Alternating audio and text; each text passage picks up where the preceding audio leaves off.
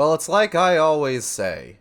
What better way to start a stream off than 5 straight minutes of musical anxiety? Hello, everyone. Welcome to the Sharkstream. It's me. It's Gage. I'm standing a little high in this scenario I've concocted here. Hold on, let me adjust my placement real quick. There we go. Hello, and welcome. It is Saturday, July 9th, and this music is going hard as fuck. I might need to turn that down just a little bit more.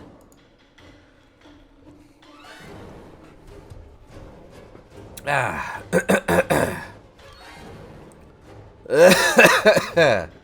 Hello, Wild Haiti. Welcome to the Shark Stream. I'm gonna cough real hard real quick. 1 second.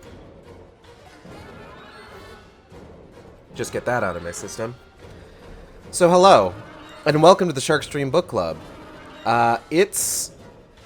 God, we're pretty much done, with Dead Space Martyr. Isn't that wild? Isn't that wild to think about? When you are better, you want to try a voiceover stream.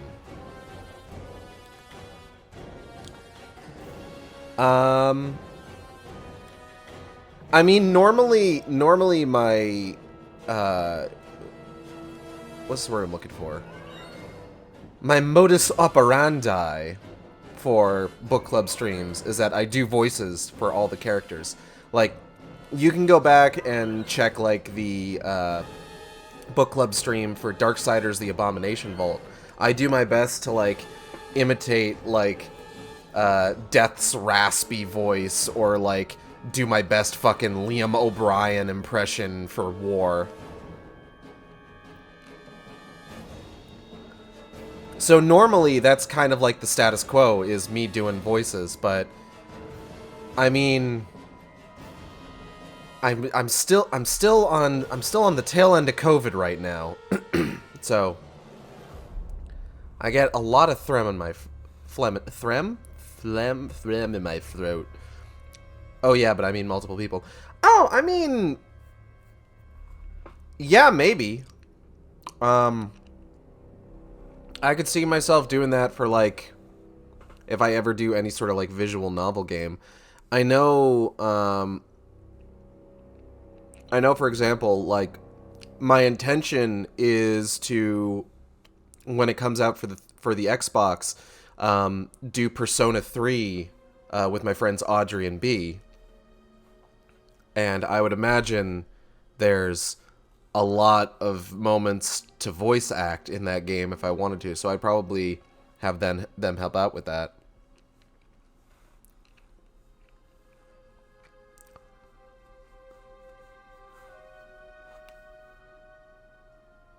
Three so far, and just a little fun game. Deadly Premonition 2 is out now.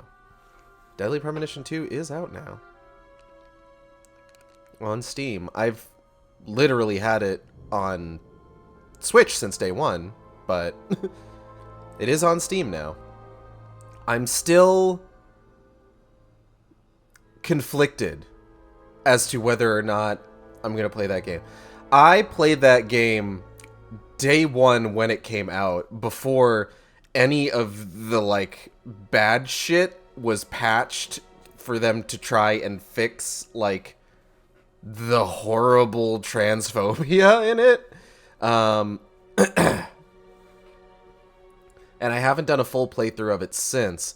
And I did want to stream it. I streamed all the way through Deadly Premonition Origins in the spirit of eventually streaming Deadly Premonition 2. But, like, current political climate, especially for, like, trans folks, is a little So I would feel a little for playing Deadly Premonition 2. So it's a weird, conflicted feeling I've got. I've got a thumbnail all set up for it and everything. Like, that one is ready to go at a moment's notice. I just don't feel good about doing it just yet.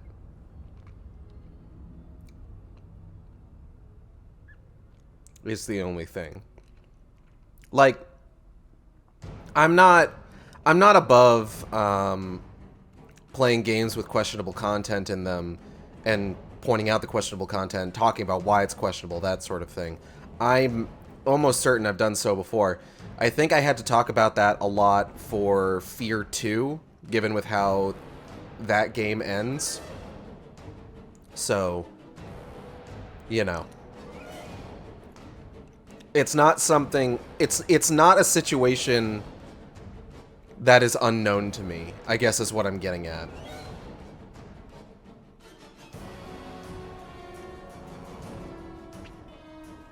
But for now, we're going to focus on Dead by Model.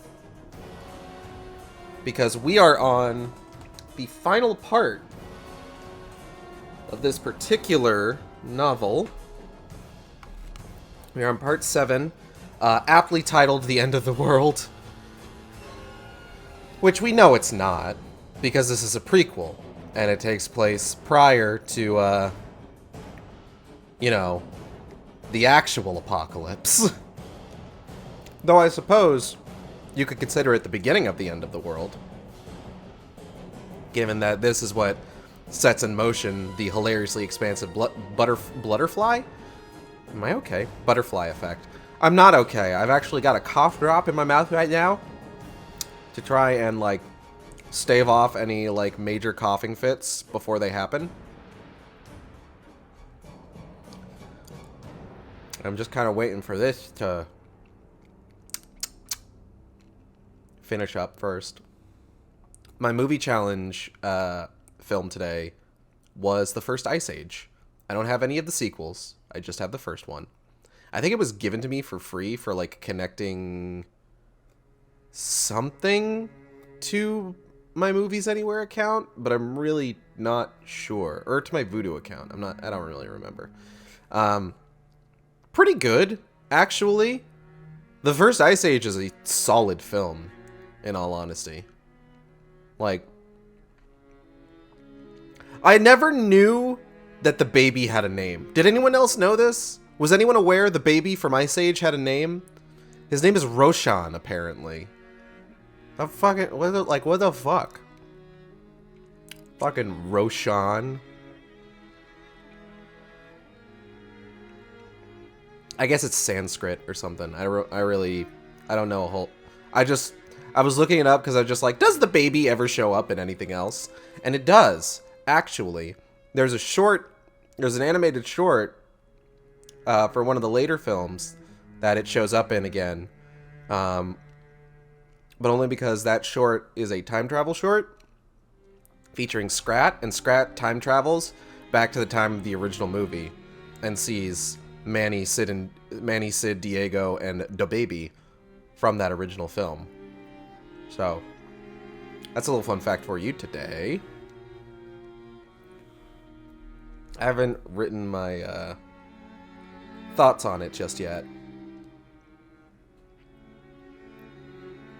That's going to be something for a little bit later.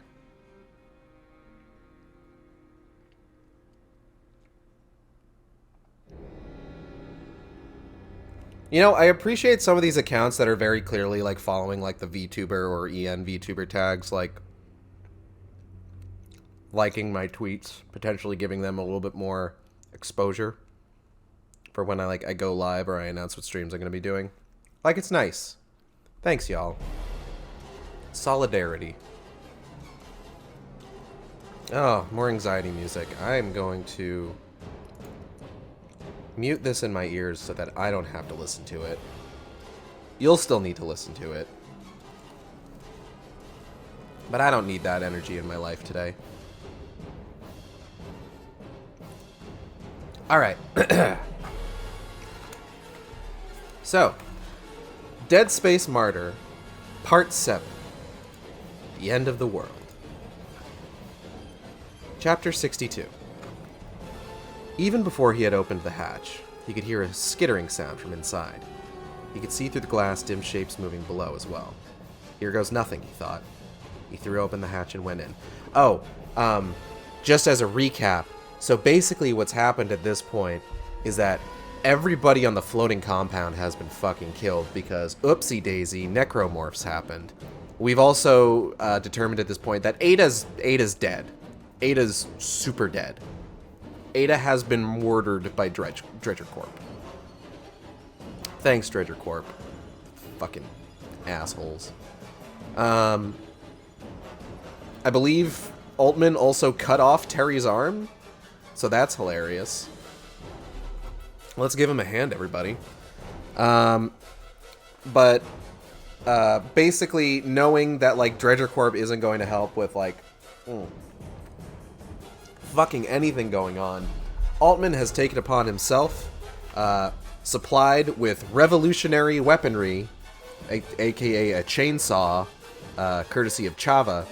Altman has taken it upon himself to head back to the floating compound and just fucking go on a necromorph killing spree. He's gonna cut off so many limbs. Oh my god. He was only a few steps down the ladder when something dropped onto him. It struck his shoulder, and he had a glimpse of it before it wrapped itself around his face. It consisted of a human head, stretchy and rubbery, on a network of tendrils. It immediately started to smother him. This is an enemy from the game. You know the one. The one with that really cool kill animation where it tears off Isaac Clarke's head and then supplants it and takes control of his body. It's pretty dope. He couldn't see. He tried to bat it off with the plasma cutter, but it simply wrapped its tendrils tighter. He banged it against the rungs of the ladder, but it still wouldn't let go. Shit, he thought. I'm going to die.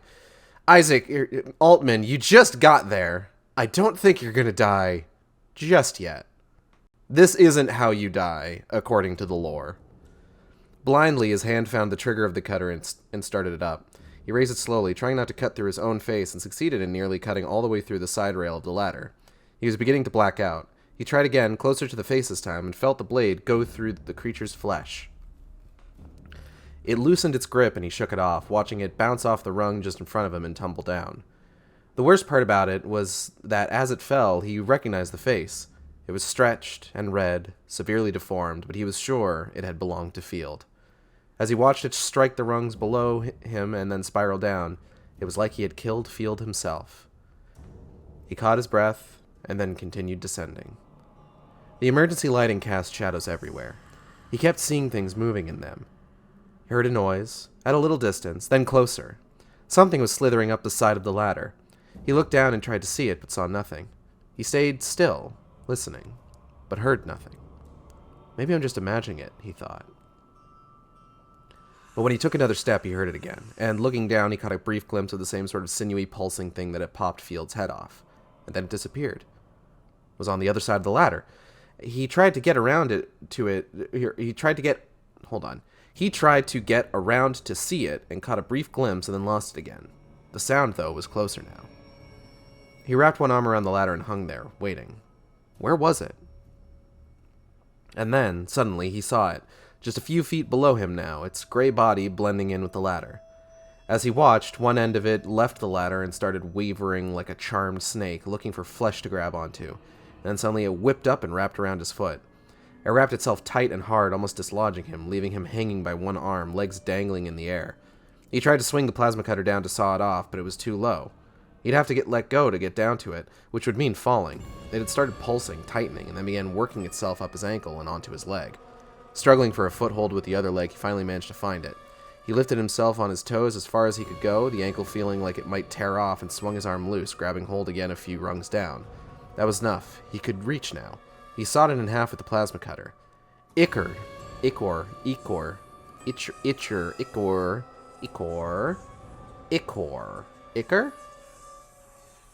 How much emphasis do you place on the O in this world?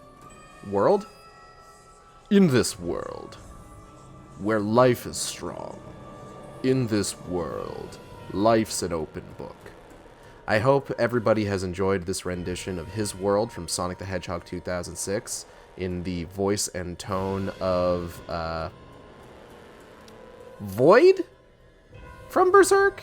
Is that the character's name? Hold on. This has shit fuck all to do with Dead Space, but...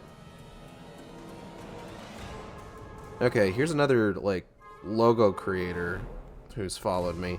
The last few times I've had, like, logo creators follow me on Twitter, like, they've blatantly had NFT in their fucking bio. Which meant, nope, not dealing with that. Thank you.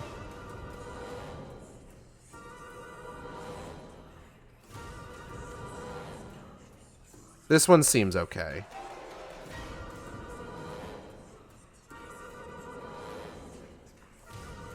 I don't fucks with the blockchain. I'm sorry. Get your scams out of here. What was I looking up? Right. Void Berserk. Am I thinking of the right guy? Yeah, Void from Berserk. I was doing it in his voice. You remember how every, like, episode of, like, the 1997 Berserk would open? It's just like, in this world. And then it was, never change the same. I don't know the words. I found a PDF from Oz government by a rogue AI, and it felt like an NFT after I read it. That's words. I don't quite know how those all... By a rogue AI? Oz government?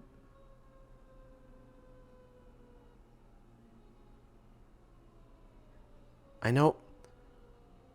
We Google how to summon a ghost. Yeah? It's its own Twitch show, like... Lithgow is mad.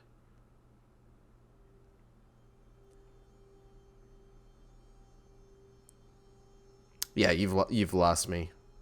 I don't understand the references being made here. I apologize.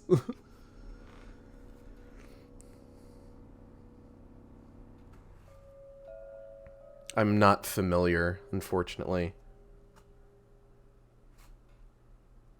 I will give details one day. Ominous! When it's safe. Oh, okay, fair. All right, let's continue. Let's keep reading.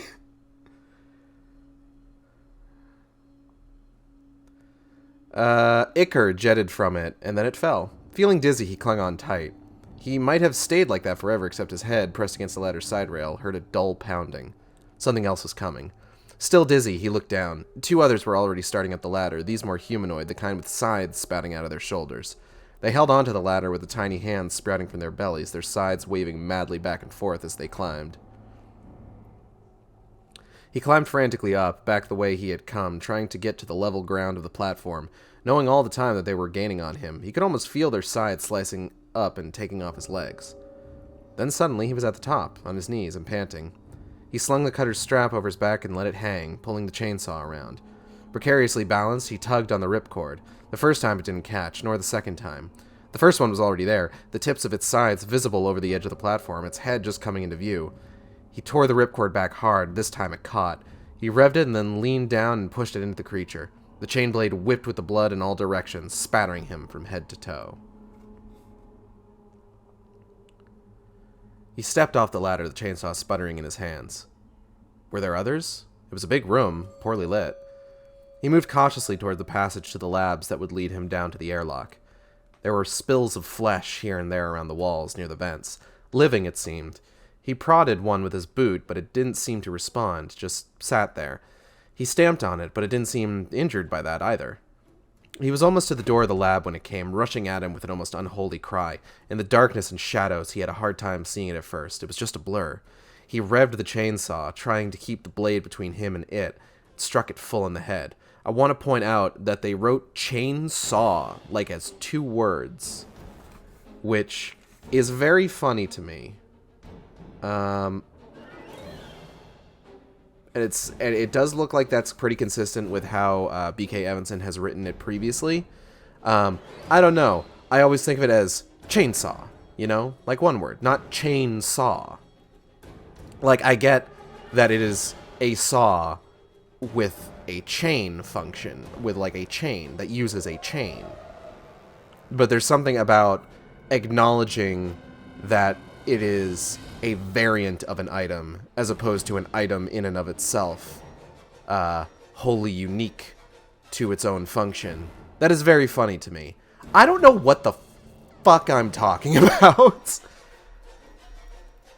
Oh, God. Okay, okay.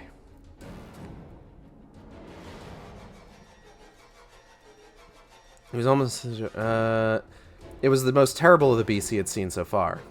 It backed quickly away, hissing. Its jaw was distended, its teeth having grown long and predatory, the flesh having torn all the way back to the hinge.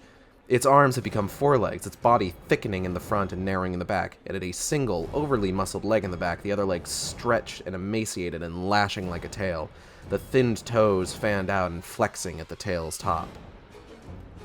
It took a few steps sideways, then gathered itself and leaped. Leaped? Not leapt? Whatever. He tried to take its head off with the chain saw, but was only partly through when the chain caught on something chitinous and the weapon was torn from his hands, almost dislocating his shoulder. I was talking about this last week. You don't use a chainsaw for flesh. You don't want to do that. Like, necrotic, reanimated flesh is one thing. You don't want to use it for, like, human flesh. You need to use the chainsaw for what it was, like, made for, my guy. Come on. The neck pulsed and spat fluids all over his chest, the head leaning to one side and still snarling. The forelegs scratched and tore at him. He groped for the chainsaw, but couldn't get to it. Wasn't certain that he'd be able to get it started again anyway. He kicked the creature back and it circled slowly, its head hanging like a loose sack before springing again.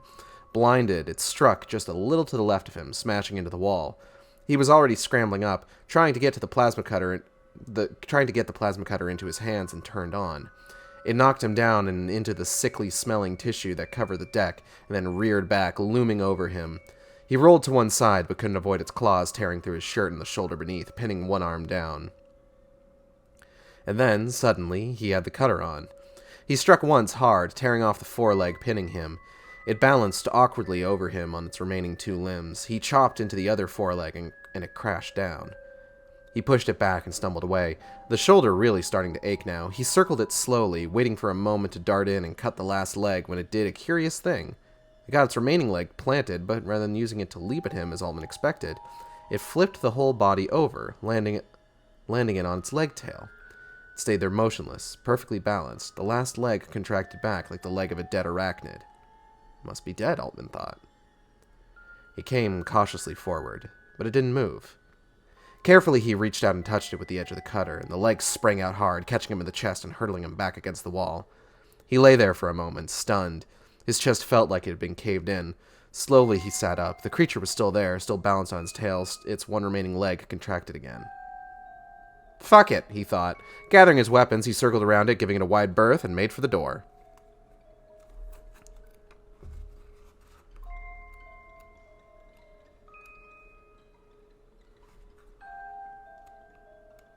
I'm just checking something here real quick. 3, 4. So we've essentially got, like,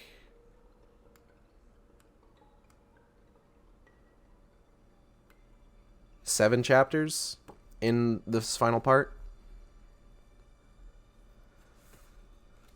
The laboratory beyond the door was a shambles. Everything turned over and collapsed, pure carnage. Bodies and pieces of bodies were everywhere. He moved through it cautiously, careful not to touch anything, and out the next door. The next room was almost completely intact, which somehow made him almost more nervous. He moved past the central table into the observation booth. From there, he connected to the vid system, still running on emergency power.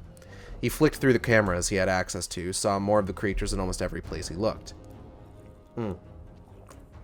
The airlock door between the upper and lower decks, he saw, was open and shooting sparks. In the space just before it, just one room beyond where Altman was now, between him and the airlock, moved a creeper, maybe even the same creeper he had seen before, though if it was bigger now and growing.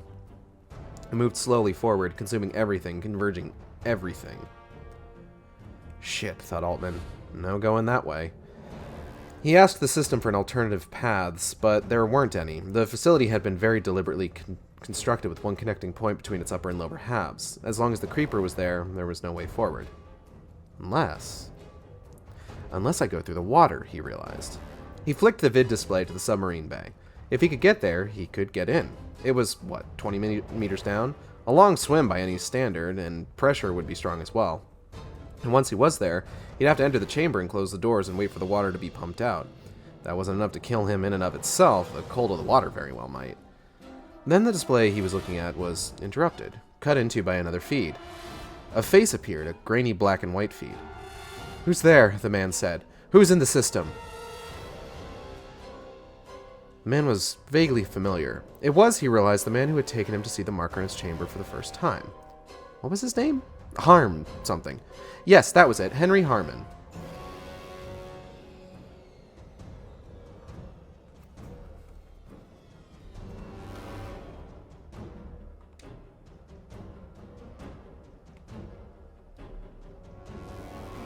I'm sorry, I had my Xbox on, and I just got kicked out of the game I was in, saying that for this game I need to be online, but it was Dead Space 2. Very strange. He switched on his vid feed so the man could see him. "Harmon," he said. "It's Altman. You're alive?" "I thought I was the last one," said Harmon. "It's great to see you. Where are you?" Harmon looked around distractedly, as if for a moment he couldn't remember where he was. "I'm in the marker chamber," he said. "I thought I was trapped, but for whatever reason, those things won't come near the marker. I'm glad I'm not the only one left alive." "I'll come get you," said Altman. "That's not possible," said Harmon. "Before you even go a few steps, they'll tear you to bits." "Can you do me a favor?" asked Altman. "Is there a way you can open the submarine bay doors from there? Do you have authorization?" "Sure," said Harmon. "Why?" "Open them and leave them open," Altman said. "That's how I'll get to you. Oh, and one other thing." "Name it," said Harmon. "Gather everything you can from the system about the marker. Signal, composition, dimensions, makeup, anything at all." "All right," said Harmon. "It'll give me something to do." "I may have figured out what the marker wants," said Altman. "I know it when I'll know when I get there, if I get there." Harmon started to say something, but Altman had already switched off. He made his way out of the lab and back in the direction from which he'd come. He searched through the lockers and cabinets, looking for either oxygen or a wetsuit, but found nothing. He'd just have to risk it. He looked at the chainsaw. It was hardly the ideal weapon. When the chain had caught, it almost got him killed. In any case, he couldn't take it. The water would ruin it. The plasma cutter, though, was another matter. It would probably work even after having been through the water. He found two 15-meter coils of rope and hooked them over his shoulder. Then he started climbing the ladder again, back to the hatch. Whoa, back to the hatch again. Not again. Okay.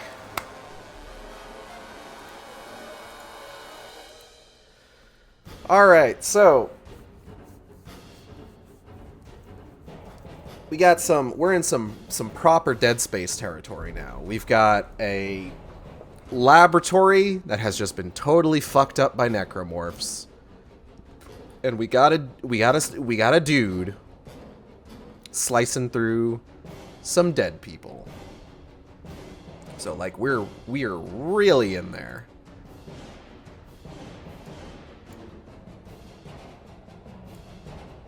Okay, so let's go ahead and talk about what happened here. So Altman has arrived at the floating laboratory.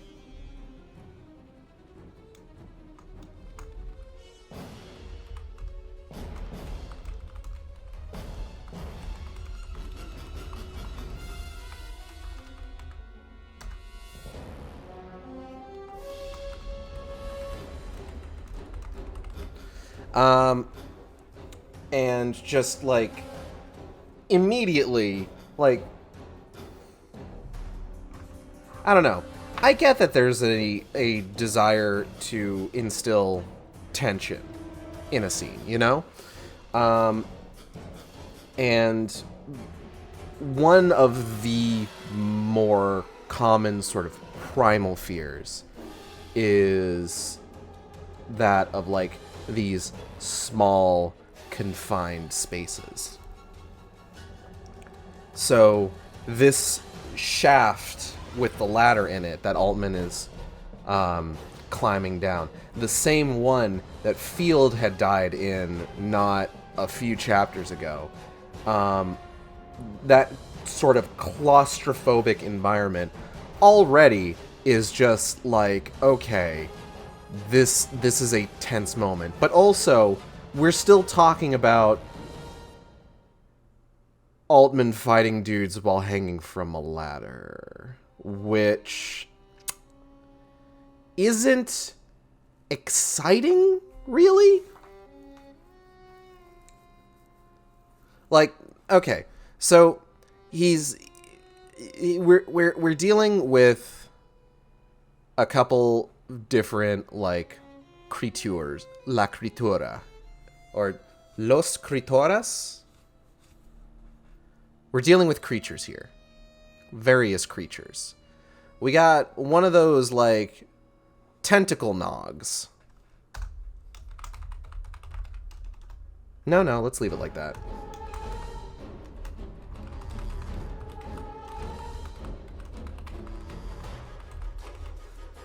As I mentioned, probably the source of one of the best, like, game over states in the games. Like, who doesn't feel some sort of, like, primal fear when you see one of these bad boys pop off Isaac Clarke's head and then replace it? And then they do that to just other corpses in Dead Space 3. And it's not as cool, because they're really just there to be zombies with guns.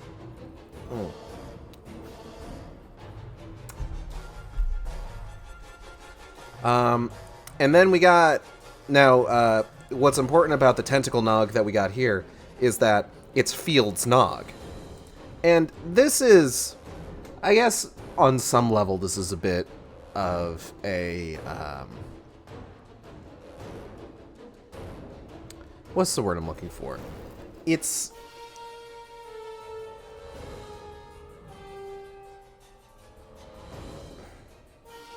a bit of a complicated emotional moment, because Fields died like a few chapters ago, and now we not only is he dead, but like Altman fucked up his zombie head, his, like, disembodied zombie noggin. And that's rough on some level, because Field was one of, like, the first characters that Altman interacts with in this whole story. He's the other dude that's working alongside Altman at the beginning of the fucking book, when Altman is, like, first comes to Chicxulub. So this is a character that's been around since the beginning of the book. He's just fucking double dead now, you know? That's rough. That's rough, buddy. Oh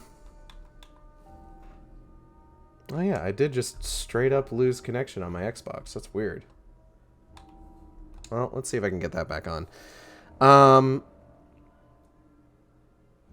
then, of course, we got the weird flesh tangle.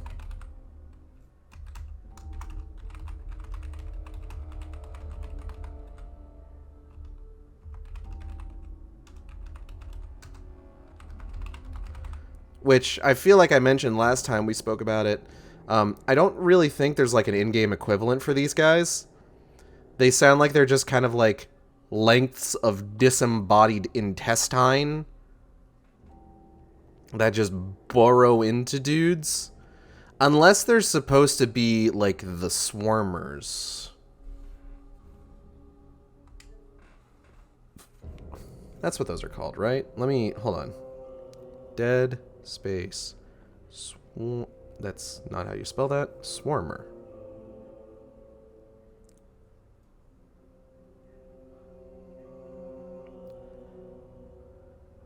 I do suppose that they could potentially be like a swarmer.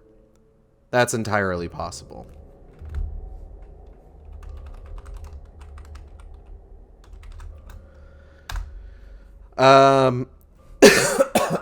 Excuse me. And then he fights a couple of ladder climbing slashers. That's not how you spell slashers. There we go.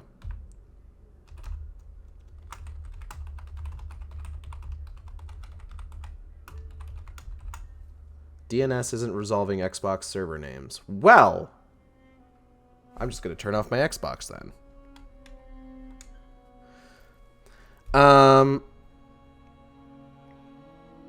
This is a little funny to try and visualize, admittedly. The idea of like a slasher using its tiny little belly arms to climb the rungs of a ladder whilst wildly swinging its little slashy arms around. That's actually a very funny thing to picture, because as far as I'm aware, they don't actually do that in the games. Not that I recall, but I don't think... Were there ladders in games that weren't Dead Space 3? I don't remember Isaac Clarke walking up a lot of ladders. I think by the time that, like, Dead Space 1 and 2 take place, ladders have been entirely supplanted by elevators. Shitload of ladders in Dead Space 3, though. I don't remember anything fucking climbing up those. Those are usually just like, oh, I hit a ladder. You can't get me now. But then, of course, they'd go find a vent, and then they'd be like, bah, I gotcha. And you have to deal with that whole nonsense. Anyway, we then meet a leaper.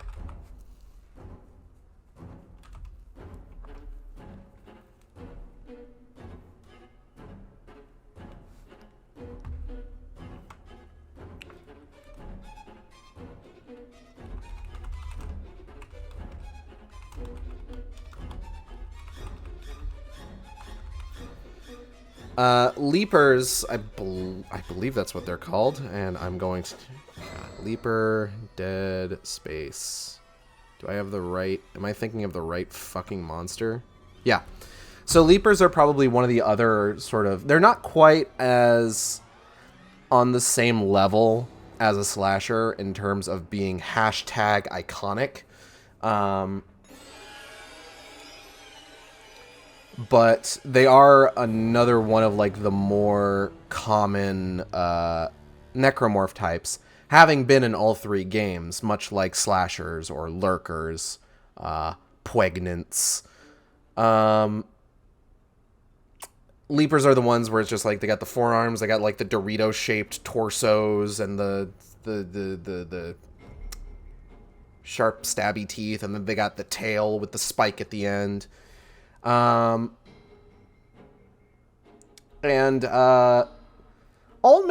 does pretty well against the Leaper.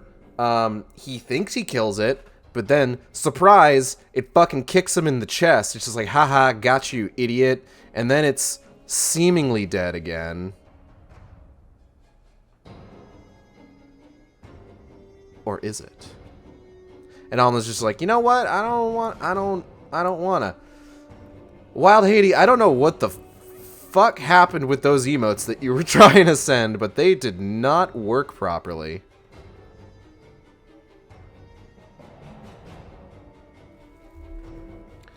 Oh yeah, I think our Wi-Fi seems to just straight up not be working right now. I'm seeing now. Which has me concerned for the state of my wired internet connection that I thankfully have on my computer. But that's wild.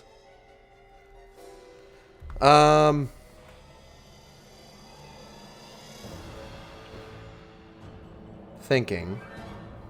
What's next? I want to check to make sure that my stream's still going good. Are we good? I don't want to see chat only. Please let me know if my stream is working properly. I'm begging you.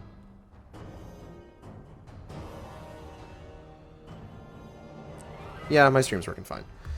Okay. Now, the final monster that we get a mention of is one from earlier in the book, the Creeper. That's not how you spell that. Creeper. Aw, man. Now, as for how the Creeper is generally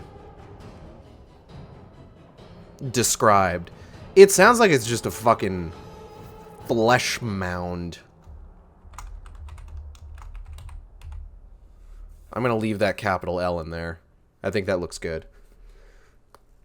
But one that also, like, corrodes and Doritos cheese. Hang in there. Breathe. One that also sort of, like, corrodes and consumes everything. I would say, when I try to think of what the Creeper looks like...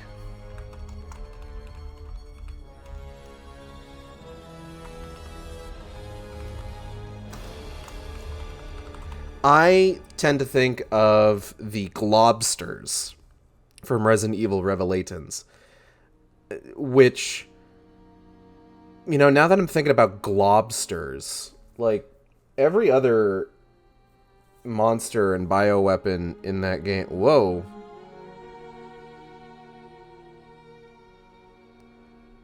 Okay, hold on. Santarn, you're lucky today. Our team gives you a promo code for 10 viewers for a whole day. Come visit us, get Viewers Pro, and we'll take... Oh, this is just... You know what? You know what? I think my internet is having trouble today.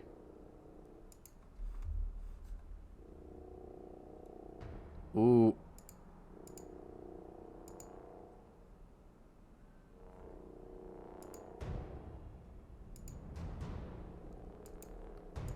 Everything is broken and it's not letting me do anything, but somehow I'm still going, which is wild.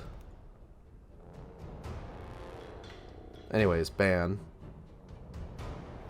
Goodbye.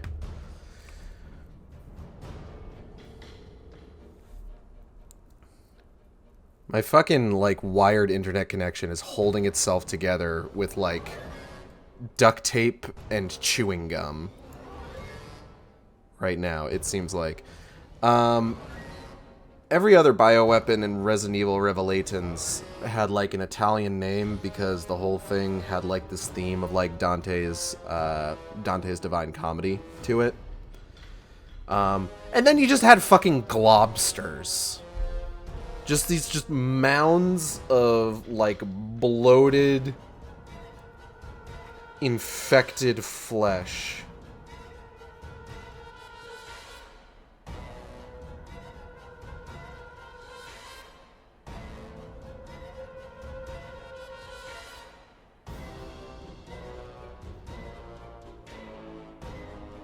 Am I still going?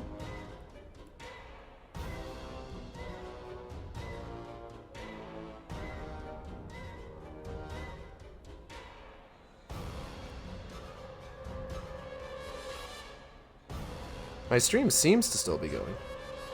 Oh, yeah. Apparently everyone's having internet connection right now. Internet connection issues.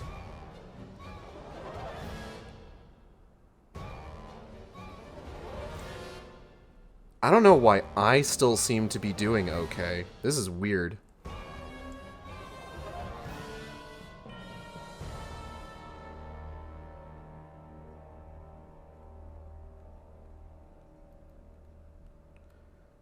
Okay. Well, that's everything that happened in that chapter. We might actually need to take a break here so I can figure out this internet stuff because something's fucking going on. So, I will actually be right back.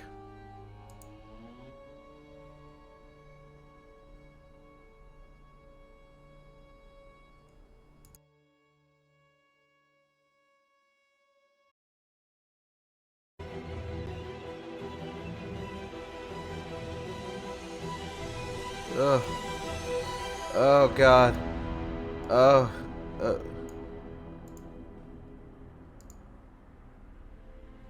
Oh, jeez. Where am I? What's going on? What?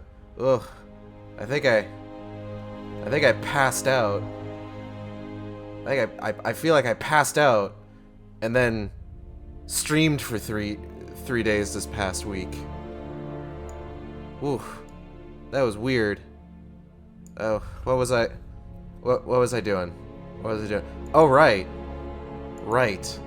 We were talking about the most recent chapter of Dead Space Martyr. That's correct. I remember now. Ugh. Well, let's go ahead and... Oh, shit, I'm dropping all my fucking shit over here. Hold on. Ugh. This is what happens. This is what happens when you definitely pass out for a whole week. definitely did not have internet connection issues last weekend. Isn't what happened. We are starting right where we left off after chapter 62. So, okay, let's see what we got. Let's see what we got here for our notes. Okay, so we had started the final part. Altman had gone back. Altman is back at the floating compound. And I'm gonna grab some chips here. Hold on. Alright. So Altman's back at the floating compound. To try and put a stop to whatever the fuck is happening. And he is beset on all sides by enemies.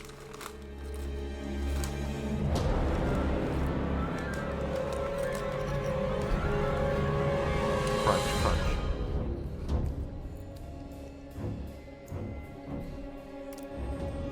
And it looks like we were going over the various kinds of enemies that Altman is facing. Let's see, it's got the tentacle nog, and then flesh tangles, slashers, leapers, creepers.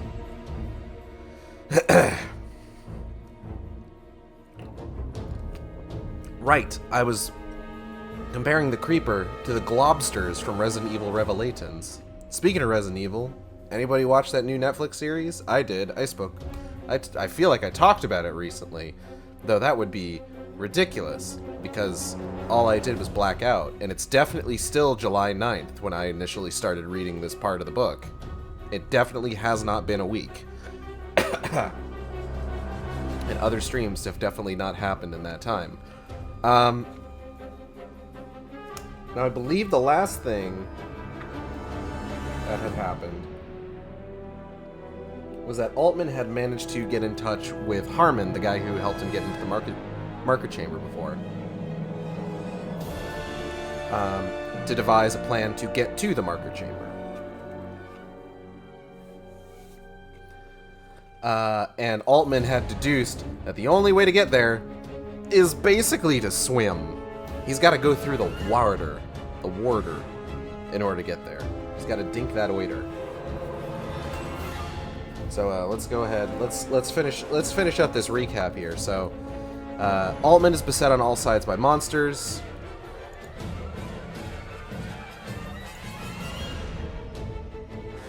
Let's see.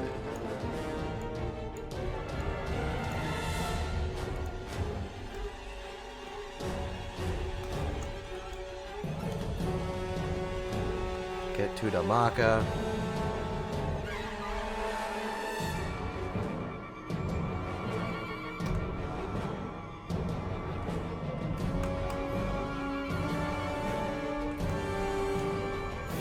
And it's time for swimmies.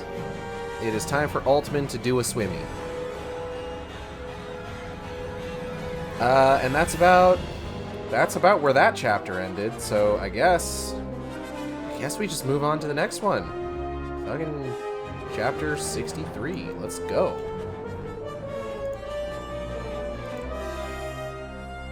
That would. Hey, stop that. There we go. Alright, chapter 63. He climbed down the dome to the boat platform, bucking now with the swells. The submarine bay was below and a little to the left. He went to the far edge of the platform and looked down for it. There it was. Excuse me, 1 second. I have like a sore spot on my lip. I don't know why. There it was. He could just make out the glow coming out through the open bottom of the hangar. He tied the 2 coils of rope together, tugging on either side of the knot until he was satisfied, and then carefully measured its length.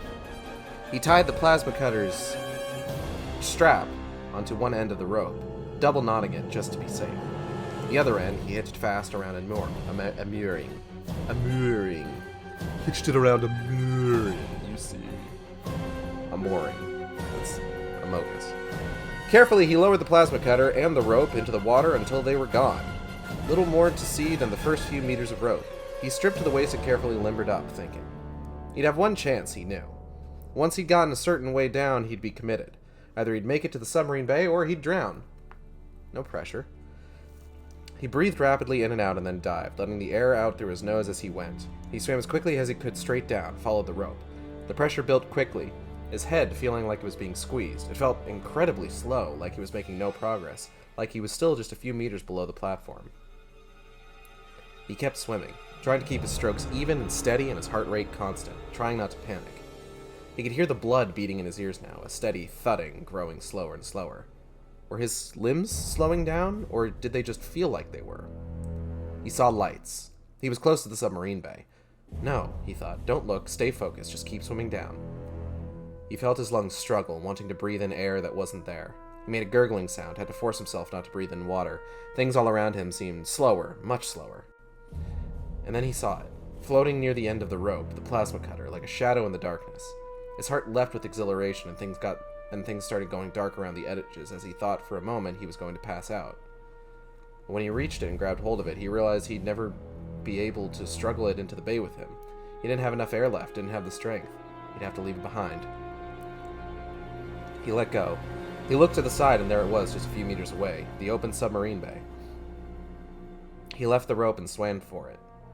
He would never make it, he realized. He might make it into the submarine bay, but he didn't have enough strength left to close the floor and then wait for the time it took to pump the water out. It was pointless. But something in him kept him swimming anyway. He crossed through the opening and into the bay. He was just heading for the door lock when he caught a flash above him, and suddenly he had an idea.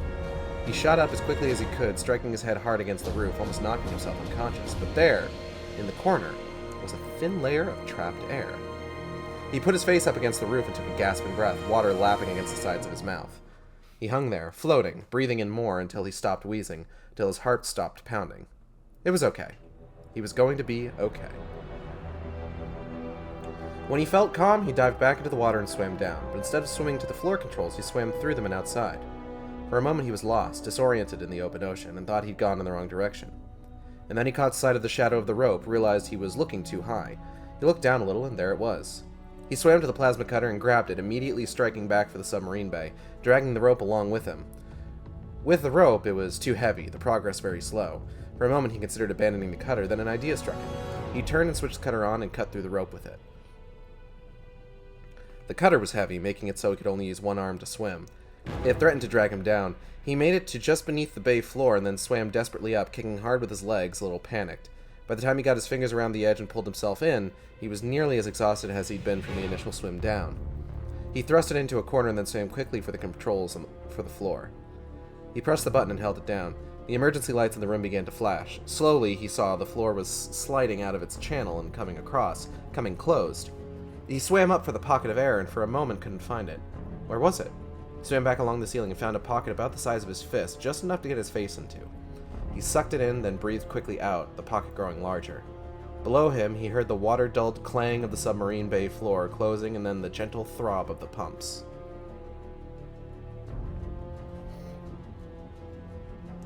The water level began to drop, and he got his head completely out, took a deep, gasping breath, and immediately blacked out. "Michael," the voice said. "Michael, wake up." He opened his eyes. It was his father. "I asked you to get up," his father said. "How many times do I have to ask?" "In a minute, Dad," he said. His voice sounded strange, hollow, as if coming from a distance. "Oh, excuse me." "I said now," said his father. "Get up or I'll drag you out of bed myself." He didn't move. His dad shook him. He moaned, shook his head. "Dad, get up!" His father was screaming now, so close to his face that he could smell the liquor on his breath. "Get up!" He came conscious face down, half on and half off the catwalk running the edge of the chamber. He had been lucky. He was alive and coughing up water rather than floating face down in the center of the room dead. He struggled and leaned back against the wall, gathering himself. Then he inched to the edge of the catwalk and jumped off and into the water. He couldn't find the plasma cutter. Maybe something had gone wrong. Maybe it had shaken loose when the doors were closing and had slid out into the water. Maybe it was gone. He resurfaced, holding on to the edge of the catwalk, and then went down again, searching more carefully this time. He found it wedged behind a float, all but impossible to see until he was almost touching it. He worked it free and surfaced again, pulling himself out and onto the catwalk. Then he lay there on the grill a moment, breathing, trying to recover. When he got up, he was still shaky, his nerves jittery. He wiped the droplets off the wall comm unit with his palm and connected to the marker chamber. "Hello?" said Harmon, his voice a little panicked now. "Hello?" "It's me, Altman," he said. Harmon squinted at the screen. "Altman," he said. "I wondered if you were still alive. You still are, aren't you? This isn't a vision, is it? You look different." "I'm still alive," said Altman. Probably realistically coughing, due to, water. "Just a little wet." "Where are you?" he asked. "Submarine Bay," said Altman. "Not far." Harmon nodded. He pulled a holofile up and spun it so Altman could see it. "Here you are," Harmon said, and a red blotch appeared on the map.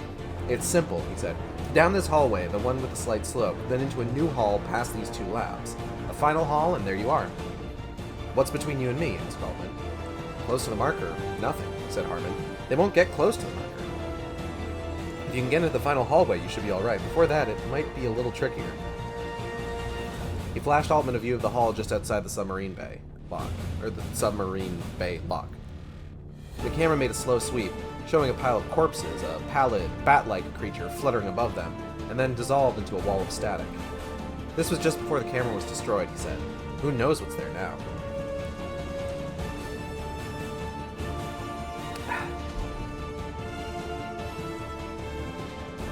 The view changed. 2 separate cameras, 2 labs.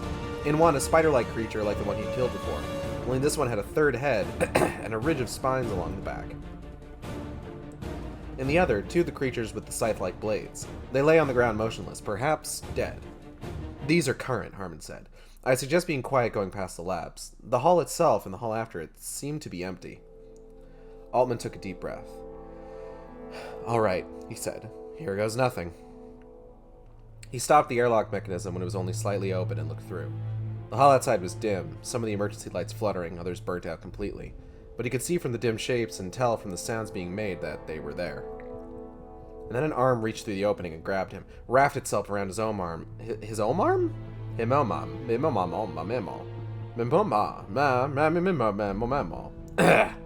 Wrapped itself around his own arm and pulled hard, dragging him against the airlock.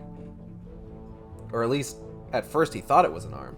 As he tried desperately to pry it off, he realized it wasn't an arm at all, but something more like a bundle of sinew stretched long and hardened somehow. Just say it's a tentacle. It's a tentacle, clearly. You got tentacles. He tried to get the plasma cutter up, but his arm was flush against the hole, no space to cut.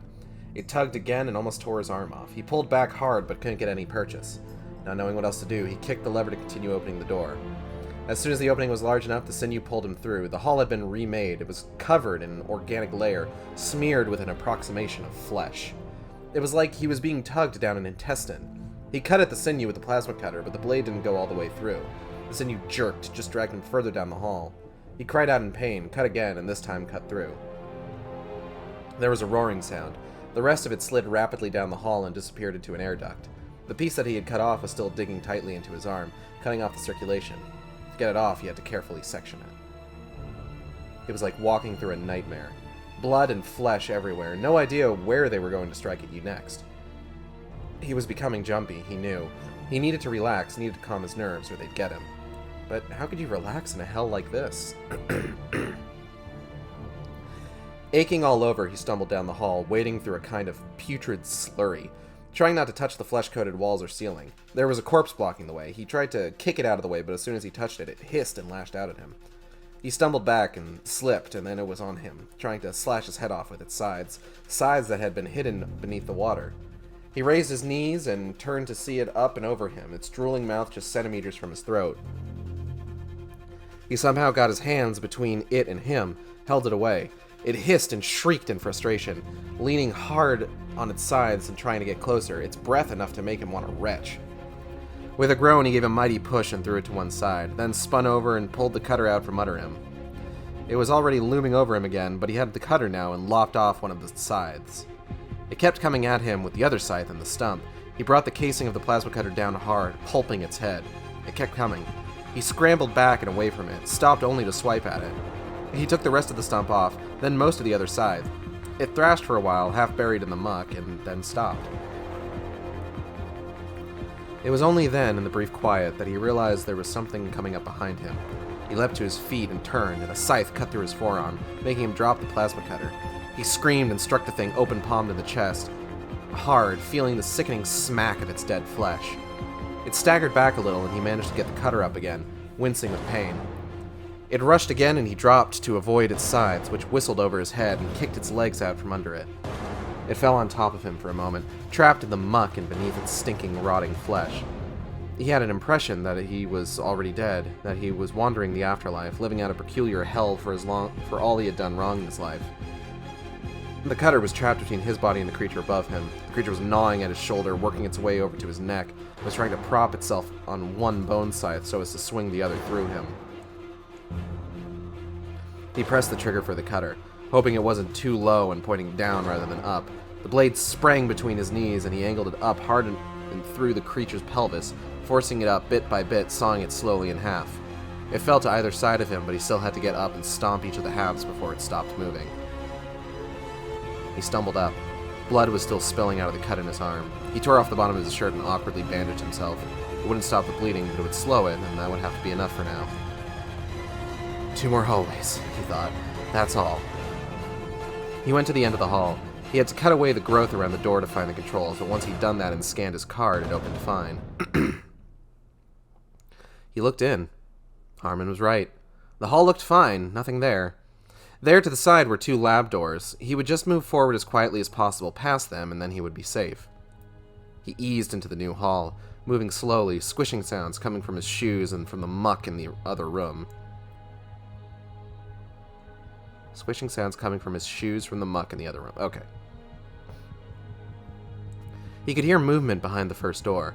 He held his breath, and then he was past it, almost to the second door. He could hear a sound from behind that as well, a crackling sound, and then a long, low whine. He hurried his step a little, was soon past that as well. He'd already reached the door at the end when one of the doors opened. He didn't look back to see which one it was, just pressed his card against the scanner and prayed the door would open soon enough. The low whine came again, louder this time, closer.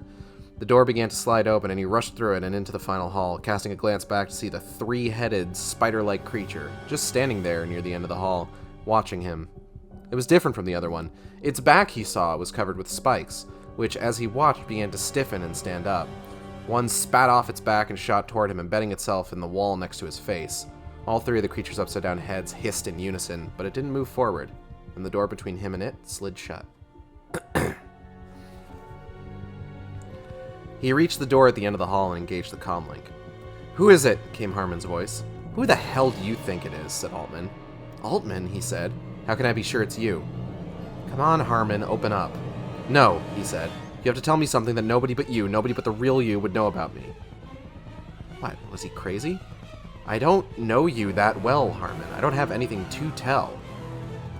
"I'm sorry," he said. "I can't open it." He cut the feed. Altman re-engaged the link. When Harmon picked up, he said, "Don't disconnect. Turn on the vid feed and you'll see it's me."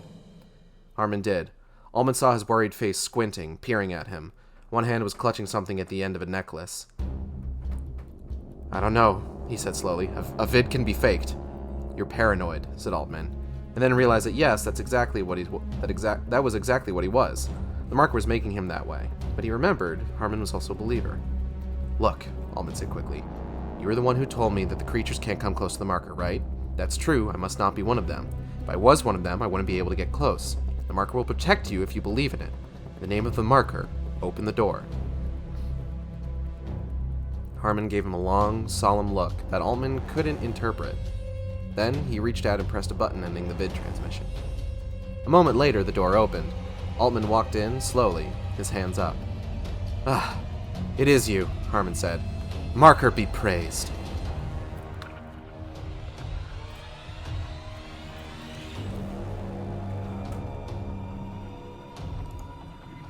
Okay, so let's go ahead and take a closer look at what happened this chapter.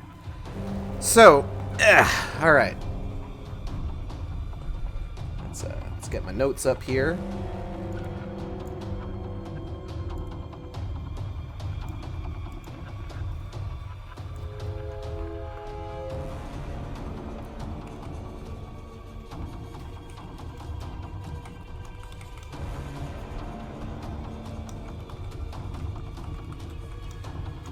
So, Altman's Little Swimmy Time was thankfully a success, but really only just barely.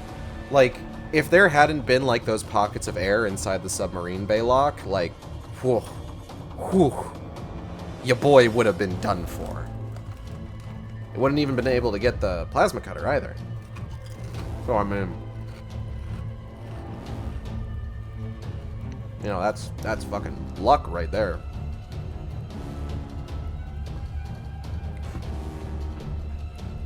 Like, the whole swimmy time plan.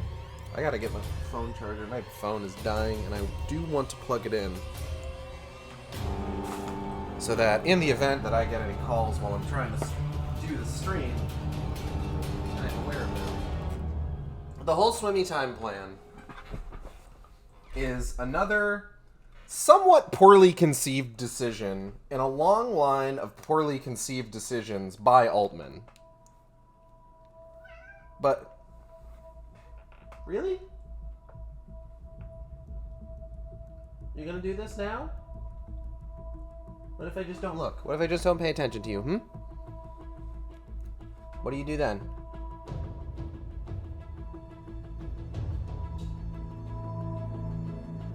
Nothing?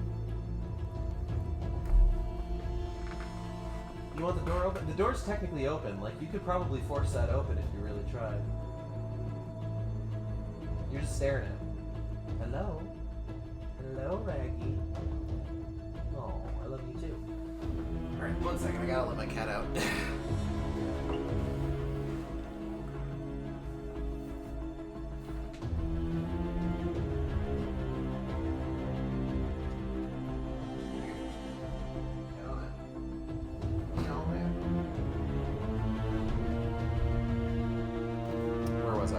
Oh yeah, so the whole swimmy time plan, not particularly well conceived, but I mean it worked. And at the end of the day, that's what's important. That Altman survived to eventually be ultimately betrayed and then propped up as a martyr for a religion he never wanted a part of. Happy endings all around. Excuse me. So, what we end up with is pretty standard. Like, this is basically just a Dead Space level.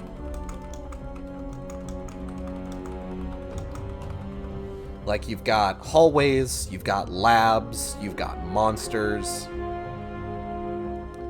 You got monsters that have 3 heads and shoot spikes.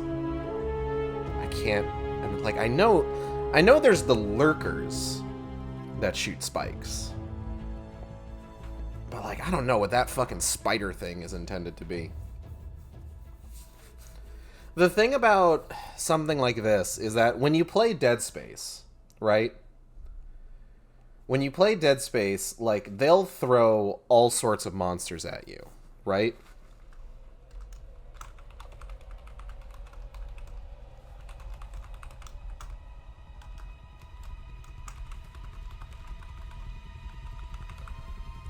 Like, they'll just throw things at you, and you'll generally, like, more or less mow through them. Especially, like, you know, on, like, repeated playthroughs where you've, like, upgraded your shit and everything. But, like, in this book, and this is probably, like, it's a combination of a few different things. You know? It's a combination of, this is the first, sort of, like, widespread, encounter with necromorphs. It's lower technology, relatively speaking. I've talked about this before, about how one of the sort of like unspoken environmental storytelling bits in Dead Space is that humanity, from a technological standpoint, has stagnated over hundreds of years. Like, there hasn't been, like, that's why, like, everything still, like, everything in Dead Space 3 functions fairly similar to everything in, like, Dead Space 1 and 2, despite the fact that the technology that you're working with is hundreds of years old. is essentially just because, like, there's been no real advancements. Like, humanity is stagnated. It's on the way out. But all the same, your work in Martyr, you are still working with sort of like a lower level of technology. Things haven't, like, necessarily progressed to the point where, like, you have plasma cutters that you can shoot. The plasma cutters in this one do sound a little bit more like chainsaws, almost. Kind of like, kind of like the ones in Dead Space Downfall, but maybe not entirely like that. I want to say there's something like that in fucking Aftermath, but I'm not too sure. And then, of course, you've got the fact that this is a novel, and you can't just say, oh, Altman cut down 4 or 5 necromorphs going from one room to the other. You need to have sort of, like, story. You need to write out the encounters. Like, this is kind of something that plagues, like, some of the early Halo novels, where it's just like, you know, you read about, like, Master Chief doing Master Chief things, and it's not particularly exciting, because it's just like, oh, he shot a guy, he threw a grenade, he did a combat role. So, what you end up with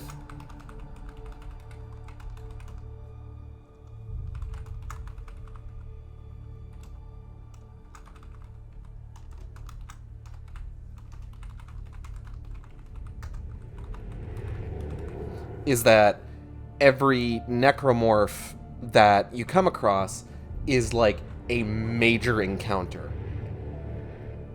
Every single one of them is a life or death situation that Altman needs to deal with. Every single, like, fight against a slasher takes multiple pages to resolve because, you know, inexperience fighting necromorphs, lower level of technology, and quite honestly, because it is a book, which the only sort of, like, visual medium that you've got to work with is your own imagination.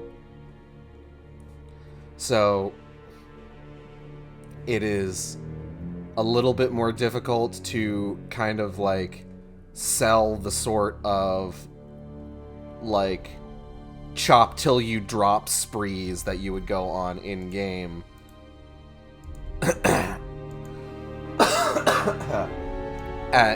In the written word, as it were. So we've got a reiteration of the marker's dead space field as well.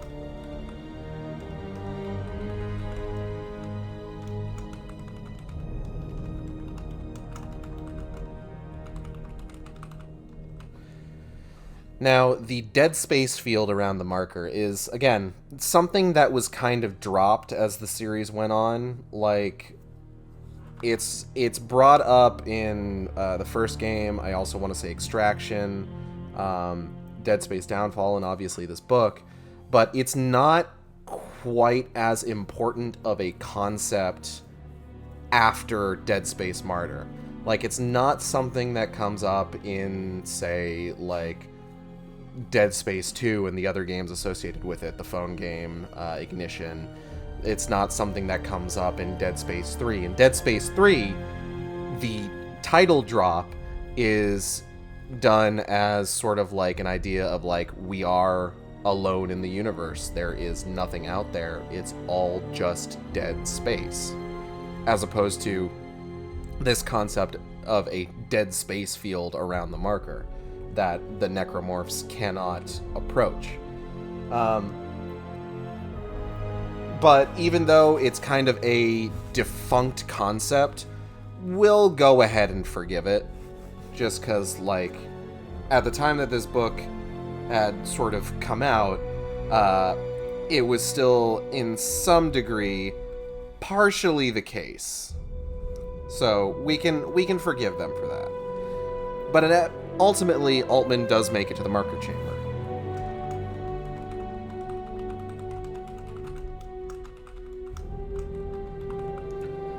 and decides that in order to get himself inside the marker chamber, past the paranoid Harmon, he is going to continue to exploit this sort of religious reverence that some of the people working around the marker have for him, aka the beginnings of unitology.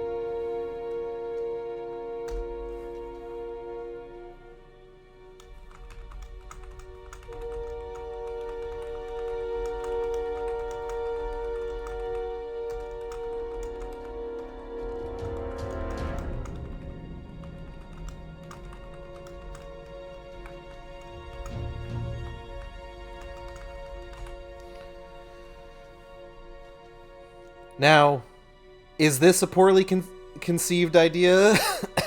is this another bad idea in a long string of bad ideas Altman has? Probably, because he is giving some degree of legitimacy to what these people are saying, and that's only going to have bad, like, butterfly effect style implications for the rest of the universe as this series goes on. And especially when we get into, like, Dead Space 3, for example. Alright. I want to say that we are closing in on the end of, like, the main...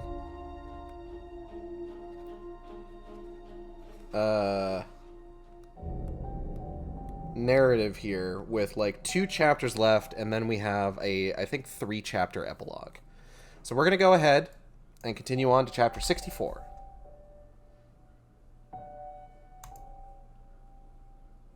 Oh, I just realized I turned off the donation goal thing. There we go. All right. Chapter 64. Excuse me. I knew you were coming, said Harmon. I just knew. He was, Altman noted, sweating profusely.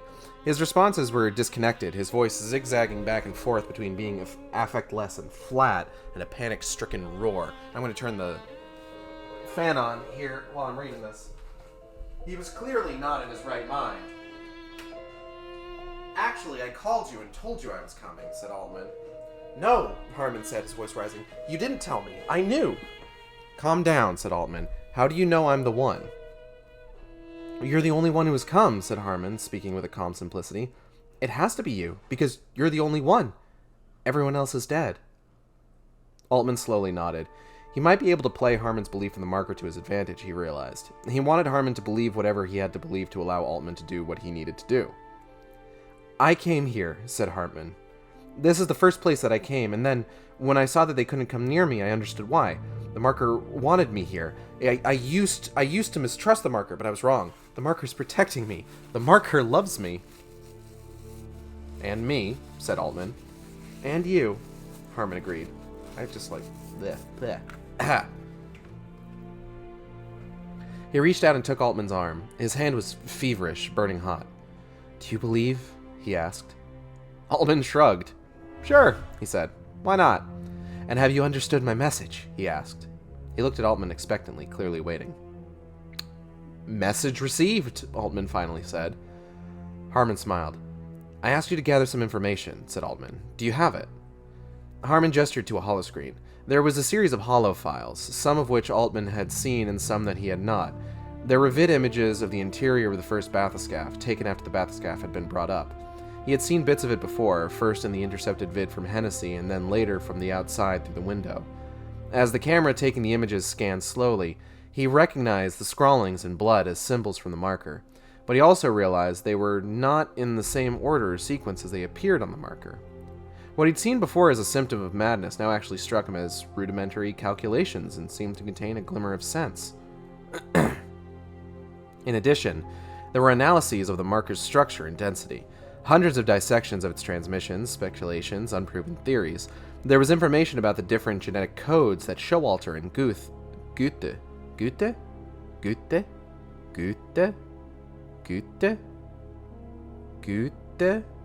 There's the German guy. So Goethe had read into the signal in the marker. There were, in the end, more files than he could read, even more files than he could skim. Thousands and thousands of pages and images and hours of vids. What was important and what wasn't? What was he going to do? How was he to start? Harmon was crouched on the deck beside his chair, staring at the marker. Have you ever seen anything like it? Asked Harmon. No, said Altman. It's good, said Harmon. It loves us, I can tell. I touched it, and when I touched it, I felt its love. You felt something? Said Altman. I felt its love, insisted Harmon, shouting now, apoplectic. It loves us. Touch it and you'll see. Altman shook his head. Touch it! Touch it! Harmon was still screaming. And so Altman, not knowing how else to calm him, stood up, walked across the chamber, and did. It was not love he felt, but something different. Something that was not a feeling at all. At first, it was as if he was experiencing all the hallucinations he had had at once, as if he was experiencing all the experiences any of the others had had, all laid over one another. Most of it interfered with itself, created a kind of blinding static that blotted itself out, but beyond that, and in spite of it, he could see something he hadn't seen before. He could see that the hallucinations were not a function of the marker, but of something else that stood in opposition to it, of something that was ingrained in his own brain. The hallucinations had been trying to protect them, but they had failed. The process had begun. Now all he could do was try to satisfy the marker enough that the process would stop, but not do enough to lead to full-fledged convergence. And then, suddenly, something cleared, and he could see past the hallucinations to glimpse the marker itself. It was as if it were changing the structure of his brain, reworking connections, rewiring circuits to make him understand. Suddenly he felt he could see the structure of the marker from the inside, and in a way that gave him a complex appreciation of it. Filled his head and set it aflame, and then it poured out through the cracks in his skull and took him with it. When he came conscious, Harmon was over him, stroking his head, a beatific smile on his face. You see? He said when he noticed Altman's eyes were open. You see? Altman pushed him away and stood, stalking quietly over to the monitor. He began to type frantically, sketching a structure out as well. His hands were moving faster than his brain, working on different bits and pieces of it all at once, flipping from a holofile to holofile and back again. He realized with a shock, recording the basic rudiments for a blueprint of a new marker. It was sloppy and skew. There were a lot of unanswered questions, a lot of mysteries to be sorted out, but that was definitely what he was doing. What is it? Harmon was asking from behind him. What's going on? I figured it out, Altman answered. I thought I'd figured it out before, but I was still struggling to understand what it meant. Now I know. He worked a while longer, how long he couldn't say. His head was spinning, his fingers aching. When he had finished, he turned to Harmon. I need your help, he said. What is it? I need you to help me translate what I have here, best as you can, and feed the signal back to the marker.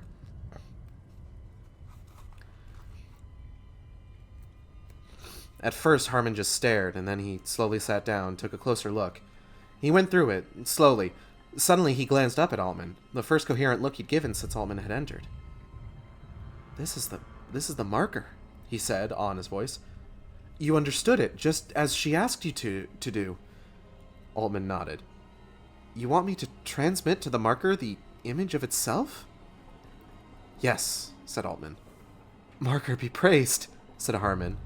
And then he added, Altman be praised. It made his skin crawl to hear Harmon say his name like that, but he bit his tongue, said nothing. What he had done was far from complete, would require years and years more work, but hopefully it would be enough right now to stop the process of convergence. It took a few hours more and a few attempts to transmit in different ways, before something connected. The marker sent out a short, intense burst of energy, and then, suddenly as it had begun broadcasting, it fell silent. What's wrong with it? Asked Harmon. It's resting, said Altman. We've done what it wanted us to do. We saved the world.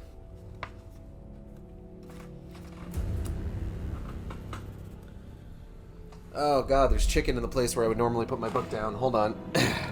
I got food now. Oh, this looks delicious. This looks delicioso. I'm gonna go ahead and eat over here in the recap space. So, we are very close to the end.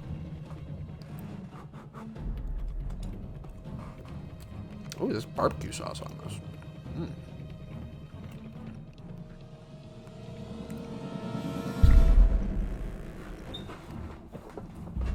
And significant progress has been made by our characters. Excuse me.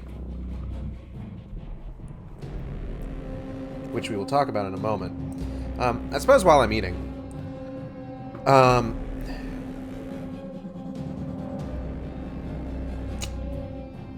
So my plan is, I'm going to go ahead and break kayfabe here for a second. My plan is that I'm going to go ahead and splice together last week's stream and this week's stream.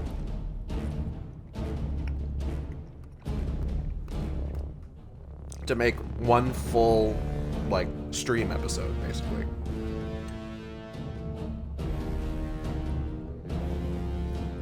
Just because I'd feel weird with how, like, for the most part, I do these streams kind of like one part of the book at a time, with only like a couple instances, or at least like one instance where it's just like I stopped in the middle of a part and then started it up the next week. It would feel weird to me to upload a stream that was like a single chapter of the book. So, rather than do that, I'm going to go ahead, splice it all together in a video editing program, and then just upload the whole thing as the final part.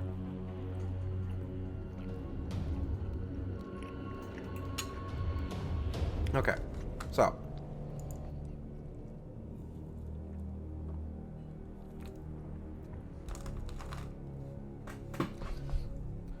Okay, so what happened this chapter?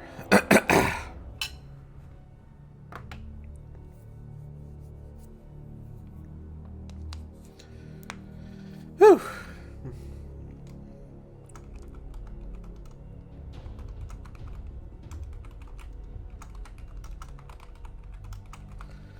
So this chapter is all about Altman and Harmon just kind of hanging out. Harmon's losing it a little bit. He's not doing particularly well right now. He has been talking to Altman on, like, video feeds and stuff like that this whole time. And then, when Altman finally gets there, acts as if, like, he knew instinctively that Altman would come. As if Altman hasn't been talking to him consistently this whole time.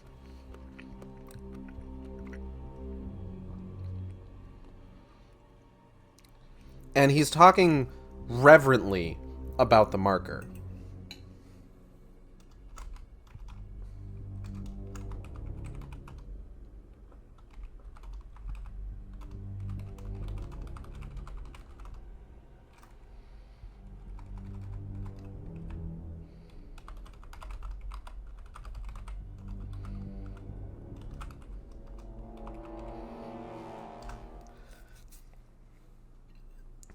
He even mentions that, like, he touched it, and something happened.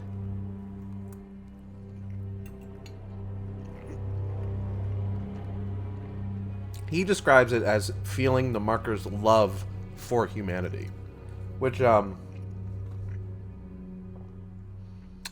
if you know where the markers come from and what their function is, love isn't exactly how I describe it, but fucking go off, I guess.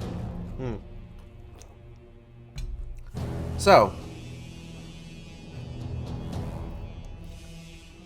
on Harmon's urging, Altman decides, what the hell, let me go ahead and give it a shot. I mean, he mostly does it to shut Harmon up, because Harmon's just like, no, touch the marker!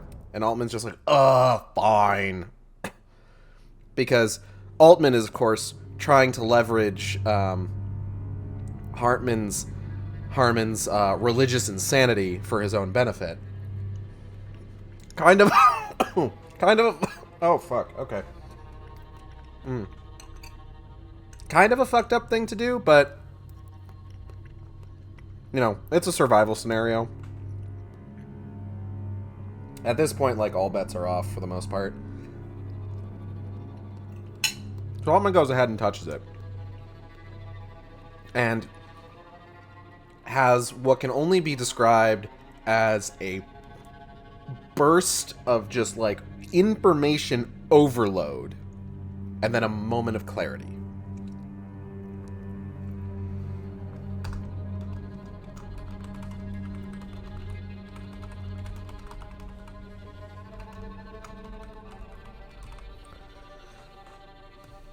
Altman sees all of his hallucinations. He sees all of everyone's hallucinations. Just everything, and in a brief flash of a moment, he understands. He knows what he needs to do, and he knows how to do it.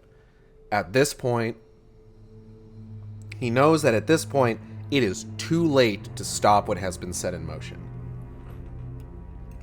But maybe they can delay it.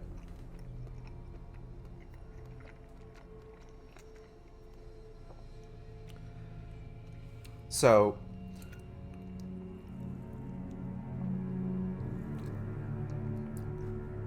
what he ends up doing is he sort of puts together this sort of like rudimentary blueprint for another marker.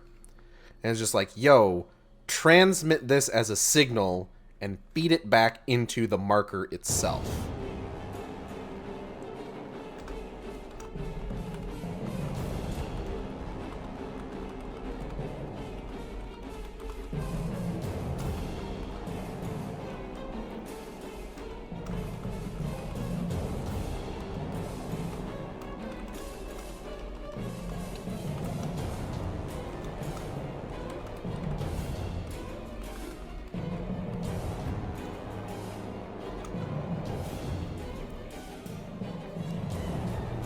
Now, Harmon's a little bit confused by this. He's just like, you want me to transmit the marker's signal to itself?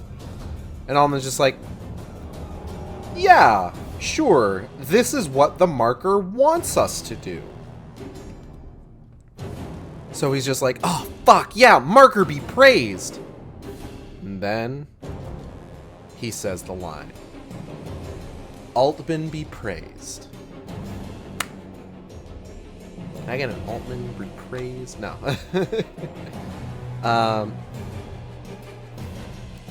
So, God, that hilariously expansive butterfly effect is just, it's going full steam ahead. And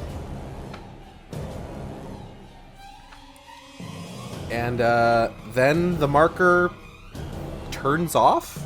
Basically, like it deactivates. Now, as it's explained by Altman, this isn't a permanent solution. They're basically forestalling the apocalypse.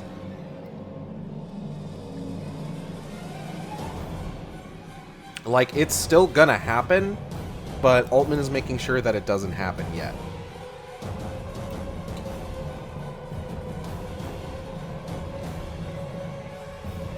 He's just like, this is a problem for future humanity. I don't have anything to do with this. But boy howdy, let me tell you. Isaac Clarke might have a few stern words for Mr. Altman.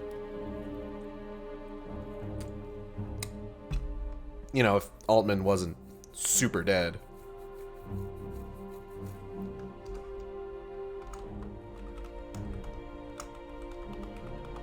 So the marker's deactivated. Altman has saved the day. And with one chapter left in the main narrative and 3 epilogue chapters, what could possibly go wrong from here? Let's find out.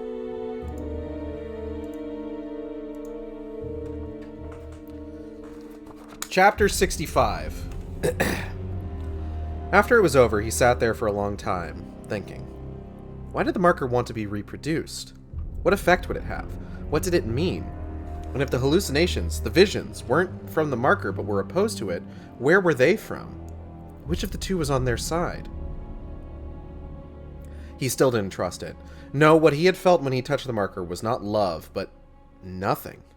Total, absolute indifference to the human race. they were a means to an end.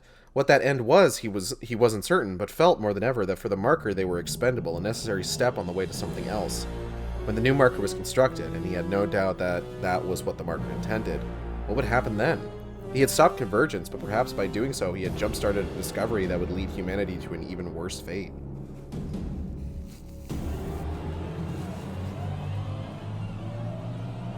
Then again, another part of him responded, what if you're wrong? What if you're being paranoid? Or what if the love Harmon had felt was his own feelings, his own emotions mirrored back to him, his own religious love for the marker being reflected as the marker's love for him? What if the indifference Altman sensed was not something inherent to the marker, but something integral to himself reflected back? He sat there thinking, but getting nowhere. What was he going to do now?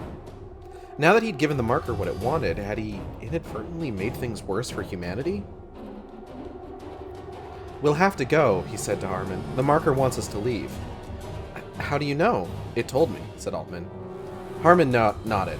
He went to the marker and touched his lips to it. He was no longer paranoid, no longer jumpy, no doubt because the marker had stopped broadcasting, but he was still a believer. The motherfucker kissed the marker. Where are we going? Harmon asked. To the control room, said Altman. I have something to take care of, and then we can leave. He didn't know what he expected. Maybe that when the marker stopped broadcasting, the creatures would lose power, would collapse, even fall apart. But it wasn't like that. When they left the marker chamber and went down the hall and opened the door at the far end, it was to find the strange spider-like creature still there, still waiting for him. It was a little slower, maybe, a little more listless, but it was still there, still eager to kill them both. Seeing that only strengthened his commitment to do what he had planned. They opened the door and saw it, and the creature's back began to bristle. Altman grabbed Harmon, pulled them both behind the doorframe. The strange conical projections it cast from its back whipped down the hall and past them, wonking into the walls. Wonking. This motherfucker said wonking. I can appreciate onomatopoeia as, like, verb.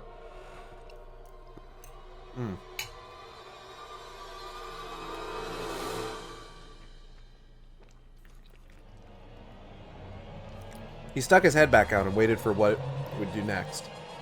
All three heads he saw were loose now, scurrying towards them. He thumbed on the plasma cutter. You might want to stay back, he said to Harmon, and then stepped into the doorway. He caught the first with the blade as it leapt at him, separating the head from its tendrils. The head, still grimacing, bounced and ricocheted off the wall, and he crushed it with his foot.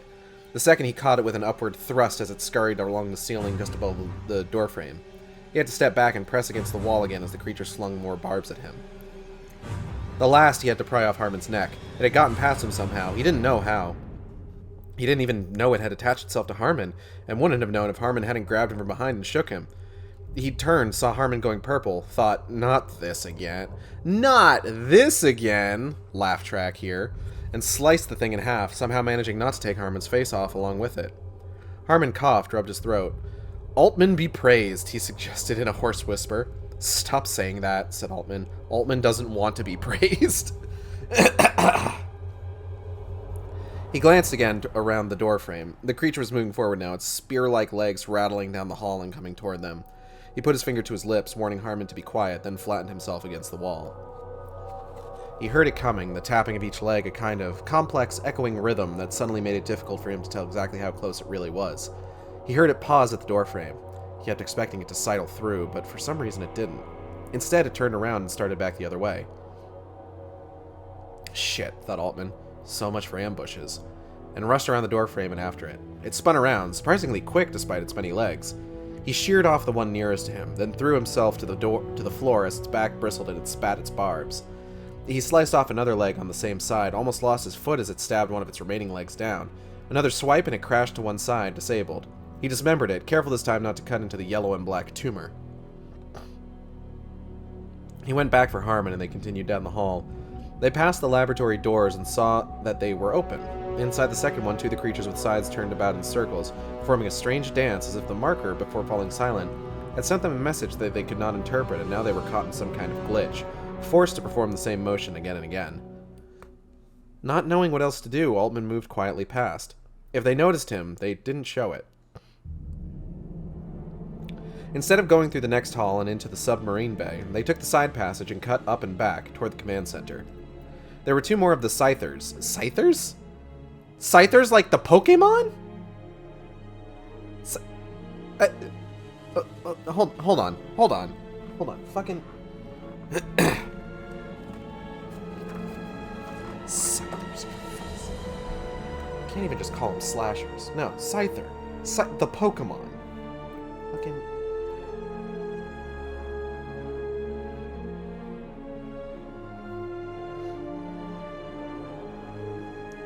Absolutely absurd.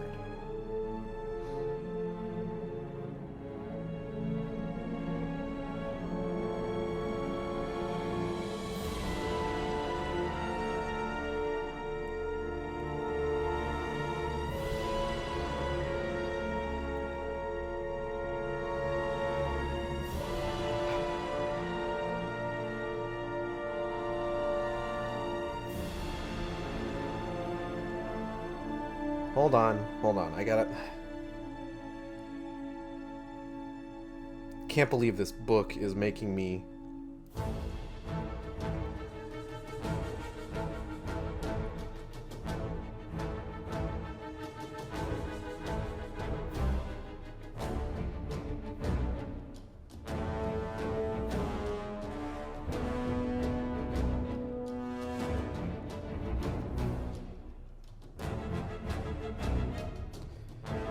Okay, get that uploaded to OneDrive.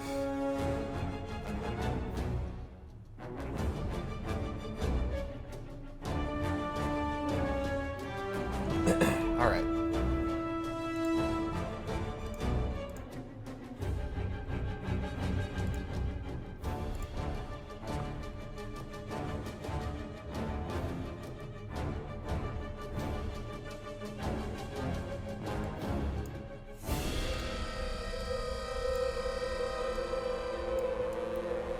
Scythers. Because I guess that's just what we're doing now.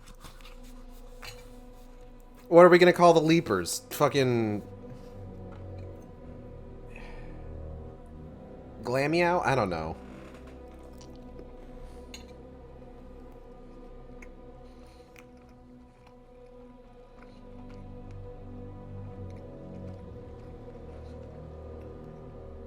Okay. There were 2 more of the Scythers. These directly in the hall, same lost movements blocking the way. But as soon as he touched one with the plasma cutter, both of them attacked. Harmon turned and, wailing, fled back down the hall. Altman cut the legs out from under one, but couldn't get the weapon around before the other was on him. Its scythes wrapped around him and drawing him in, its mouth pressed to his neck, and tearing at it, making a moaning sound. Please imagine all of this happening with the Pokemon Scyther and not the slashers from Dead Space. Because apparently, that's what the book wants us to do. Like, someone proofread this, right? Someone familiar with video games who would know that Scyther is the name of a Pokemon? I'm sure Nintendo doesn't have, like, a fucking trademark on the name Scyther, but, like, you're bound to get somebody like me who loves Scyther. Scyther is literally my favorite Pokemon. Who's gonna read this and be like, wait, Scyther? Hold on a minute.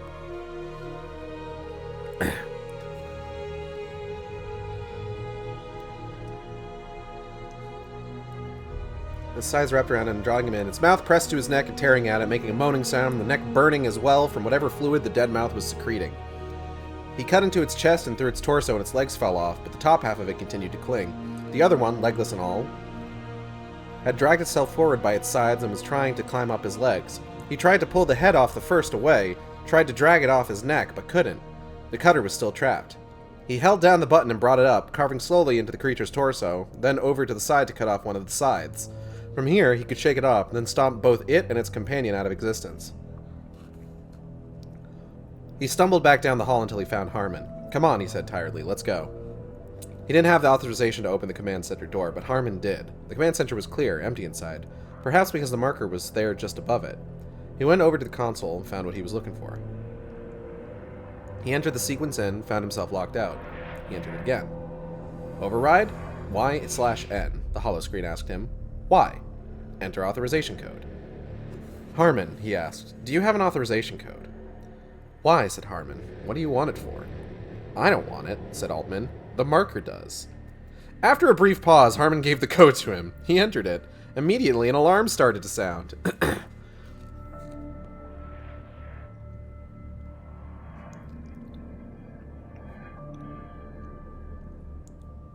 Flooding sequence will begin in 10 minutes. Cancel sequence Y/N? What did you do? Shouted Harmon. N. The countdown began. Sequence can be canceled at any time by pressing N. Harmon was screaming behind him. What are you doing? He was shouting over and over again. Altman grabbed him and shook him. I'm sinking it, he said. Harmon had a hurt look on his face, seemed ready to melt into tears. Why? He asked. To protect the marker, lied Altman. It was down there for a reason, to keep it safe. And to kill these creatures, I promise you, Harmon, this is what needs to happen. You have to stop the countdown, said Harmon. No, said Altman. Then I'll stop it, said Harmon. No, said Altman, holding the plasma cutter up near his face. You're coming with me. Either that, or I kill you. Okay, I think I can take Scyther off the screen now. Thank you, Scyther, for being a visual aid for how fucking weird that last paragraph there was. The pressure inside the station had already started to shift. There was a trickle of water in the corridor as he entered, the process starting slowly, nothing that couldn't be reversed. The system, he knew, would not fully commit until the full 10 minutes had passed. At first, Harmon was in a rage, then overcome with tears, which slowly reduced to sniffles and then petered out entirely. Altman thought for a moment he'd have to kill him, but finally he allowed himself to be coaxed, prodded along. Altman looked at his chronometer. We don't have much time, he said. I don't know what creatures are still alive on the decks above or how long it'd take me to kill them. We'll have to go out through the submarine bay. I didn't know there was still a submarine here, said Harmon. There isn't, said Altman. Then how... We're going to swim, said Altman.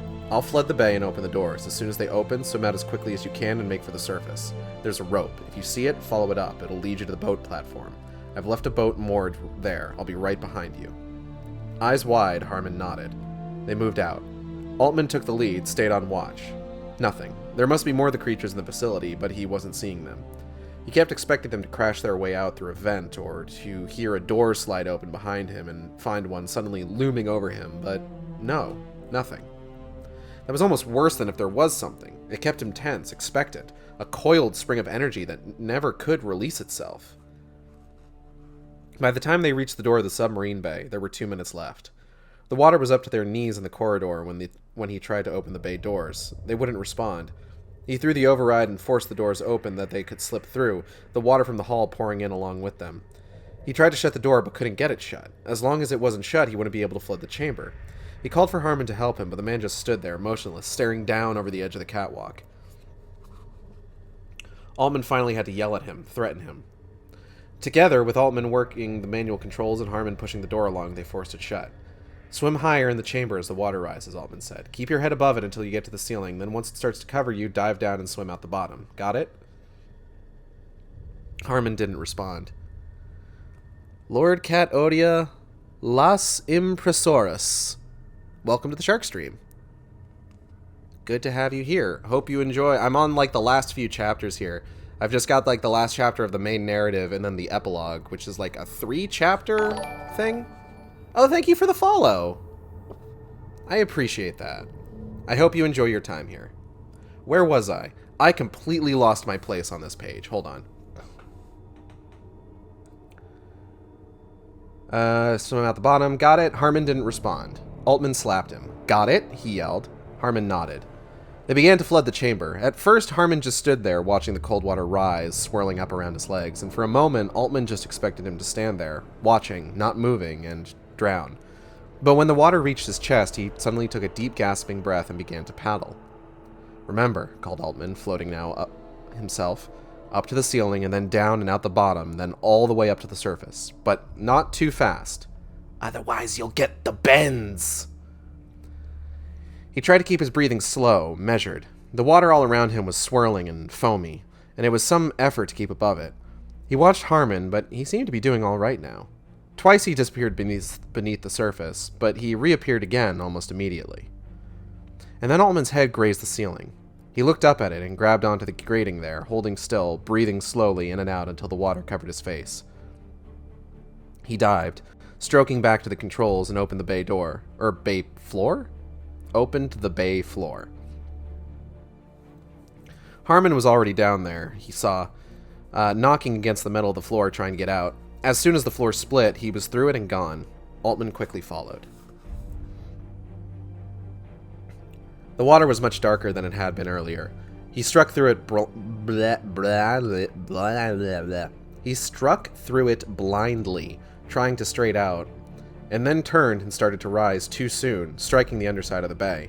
He swam out further and then made for the surface. It wasn't as hard as going down, but it was difficult. The temptation to go too quickly, which would have left him cramped and shivering and probably killed him. The temptation was to go too quickly, which would have left him cramped and shivering and probably would have killed him. So he went up slowly, all the while aware of the way his air was running out, his heart beating slower and slower. By the time he finally broke the surface, his lungs felt like they were on fire. There was a sliver of moon, just enough to see by. He looked around, saw the ghost of the boat platform, but no sign of Harmon. He spun his head around, but didn't see him. "Harmon," he called out as loud as he could. He kicked up, trying to pull himself as far out of the water as he could. Even then, he wouldn't have seen it, even if...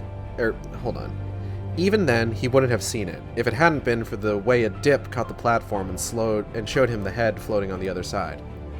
He swam to the platform, climbed the ladder up onto it, and stumbled along the swaying platform to its far side. The facility now had started to settle strangely, listing in the water. There was the roar of water rushing into it, or maybe the roar was from something else, the whole structure creaking, too, as the change in buoyancy shifted its weight, putting pressure on girders and links. "Harmon," he called again. But the man didn't hear him, perhaps couldn't hear him over the noise. Altman dived in, swam to him, touched him. "Harmon," he said, "come on!" He was confused and seemed dizzy, in a state of shock. Altman slapped him, pulled him toward the platform. He got him swimming again, though somewhat lethargically, and had to practically drag him up onto the platform once they'd arrived. The platform was already listing, half submerged in water, being dragged down by the sinking dome. He pulled Harmon over to the boat and dumped him in, and fell in himself. Then, the dome behind them creaked noticeably lower and the platform was underwater. The mooring rope between it and the boat stretched taut, the boat listing hard to one side, threatening to turn over. His fingers shaking, he picked at the knot, but the pressure had tightened it too much for him to loosen it. He cast his eyes desperately around for a knife, but he didn't see one. There was an anchor, though, and he grabbed it and began striking the mooring with it as hard as he could, trying to break it free. The boat tipped farther, very close to taking on water. "Get to the far side of the boat," he cried to Harmon, but couldn't look around to see if he did. He kept hitting the mooring with hard, smashing blows. Suddenly, the boat bobbed back and threw him to the boards. It was only after scrambling up again with the anchor that he realized the mooring and rope were gone, that he had succeeded. The boat began to swirl. There was a sucking sound as the facility began to go down now in earnest. He leapt into the driver's seat and started the craft, throwing the throttle down hard. The boat leapt forward, but it was heading wrong, directly toward the dome. He corrected it, but there was still something wrong. They were caught in a vortex, some sort of whirlpool that the facility was creating as it went down. Instead of forcing the rudder against it, he turned and followed it, trying to edge carefully free. The last dome slipped all the way under and was gone. He felt the drag on the rudder, but kept it steady, trying not to look to the side, trying not to panic. For an instant, he felt the boat resisting him, threatening either to turn and plunge downward or to flip over, and then suddenly, they were free. He sped away, looking back over his shoulder. The inside of the compound, the little he could see of it through the waves, was flashing and sparking, the electrical systems and generator still in the process of shorting out. He had just a glimpse of it, and then it was gone. He took the boat in a long curve, then headed back towards Chicxulub. He was just thinking he should check on Harmon when he realized he was standing there behind him. He turned and was struck in the side of the head by the anchor, knocked out of his seat. "You were lying, Altman," Harmon said. "The marker didn't want to be sunk. You don't love the marker, you hate it." "No," he tried to say. "No," but nothing came out. He saw Harmon bend over him. He roughly took hold of Altman's hands, put them together, began to tie them. "I thought you were my friend," said Harmon. "I thought you were a believer. But if you really were a believer, why don't you have one of these?" He touched the marker pendant hanging from his neck. I shouldn't have trusted you. I saved you, Altman tried to say. I could have left you to die, but I saved your life. Now I'm going to get some real help, said Harmon, and he stood and took the controls. Altman lay there, eyes glazed. A warm fluid was puddling up against his cheek and his mouth. It was only when he tried to swallow that he realized it was blood. It took him another minute to realize it was his own. Okay, he thought. I've been in worse situations. He tried to move his hands, but couldn't free them. It was as if his body had become disconnected from his head. I'll just rest a moment, he told himself. I'll just lie here, and then in a moment I'll wriggle free of these ropes. His vision started to go dim, and then slowly faded away. He listened to the sound of the engine, and that slowly left him too. He lay there, feeling the movement of the boat through the waves. After a while it seemed to come only from a distance. A while longer, and even that was lost. He lay in the boat, seeing nothing, hearing nothing, feeling nothing. The whole world had dissolved around him. He tried as long as he could to focus on the taste of blood in his mouth. But soon, he couldn't hold on to even that.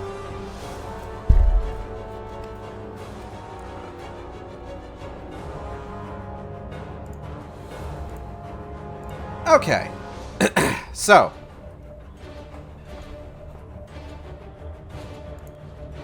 Altman's maybe somewhat poor decisions have caught up to him in kind of a big way.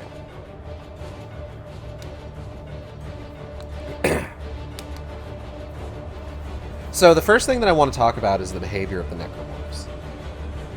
So, as Altman mentioned, the necromorphs that are still there, despite the fact that the marker has essentially been put into sleep mode.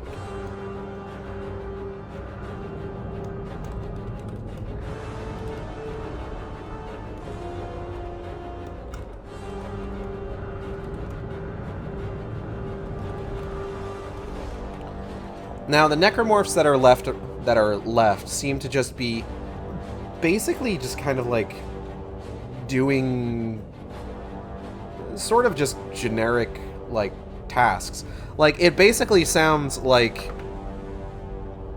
they were their AI was replaced with something very rudimentary, and they're just kind of like walking in cycles.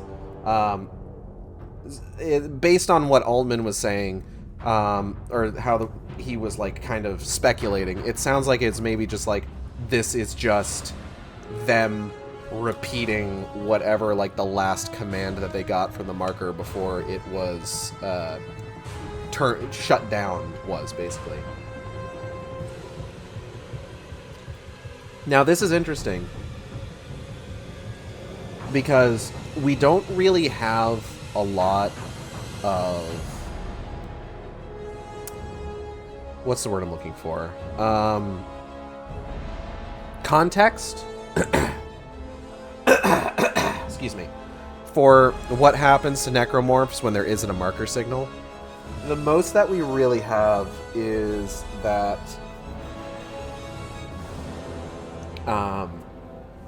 there's a bit of a discussion in, I want to say, Dead Space 2 about what happened to like the necromorphs when the marker on Aegis 7 was destroyed. So now obviously the destruction of a marker is different from a marker going Betty by. So with the marker going to sleep, it seems like there's probably still some sort of like low-level signal being sent out.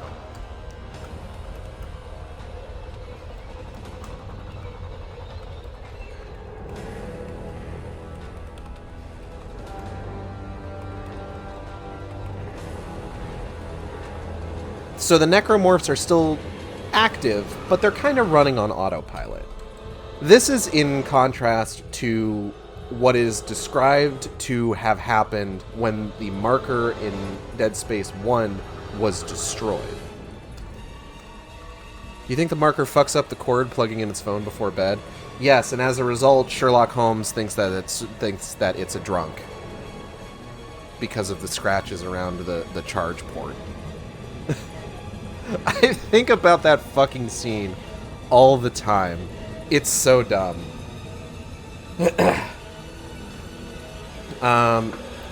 Now, as described in Dead Space 2, when a marker is destroyed, the necromorphs seem to lose cohesion.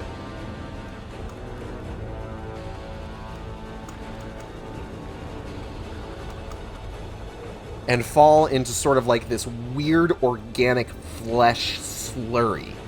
It's probably like the best way for me to describe it. They mention in Dead Space 2 that once a marker signal is introduced to said flesh slurry, the cells within it seem to reactivate to some degree. So basically, like, all that horror meat that you see all over, like, the ship or Titan Station or what have you in Dead Spaces 1 and 2, that's basically what all the necromorphs become. They just become flesh goop.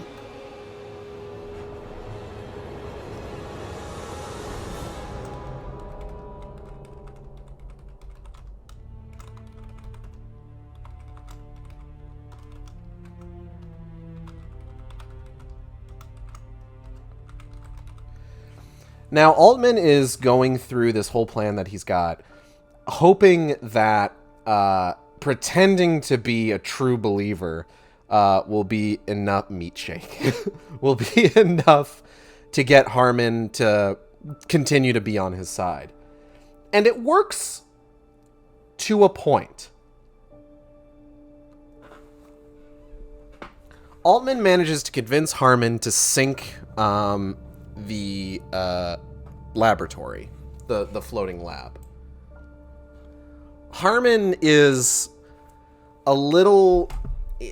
not super into the idea. He seems to want to, like, not do that. But Altman's just like, no, hey, it's cool. The marker wants me to do this. They go back out the way they came in, with Altman making the correct call that, like, hey, when you're resurfacing from a deep dive, you don't want to surface too quickly, because that's bad. That can fucking kill you. There was a whole episode of House MD about that. Well, okay, the House MD episode that the Benz is featured in also featured female hysteria, so, I mean, fucking whatever, man. So, but it's called the Benz. It's basically just like, you get real fucked up if you surface too quickly. So they get back up to the surface, and they manage to do so without fucking themselves up too much. Altman this whole time is basically needing to drag Harmon along, because Harmon's not doing so good.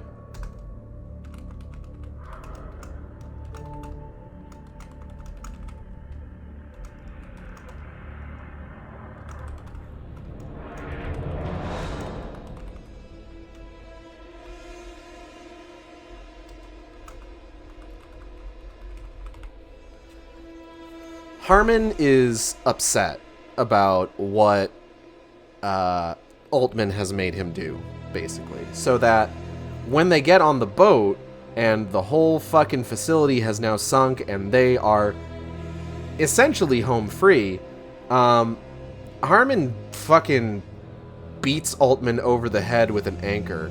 His name Harmon, but he not laughing.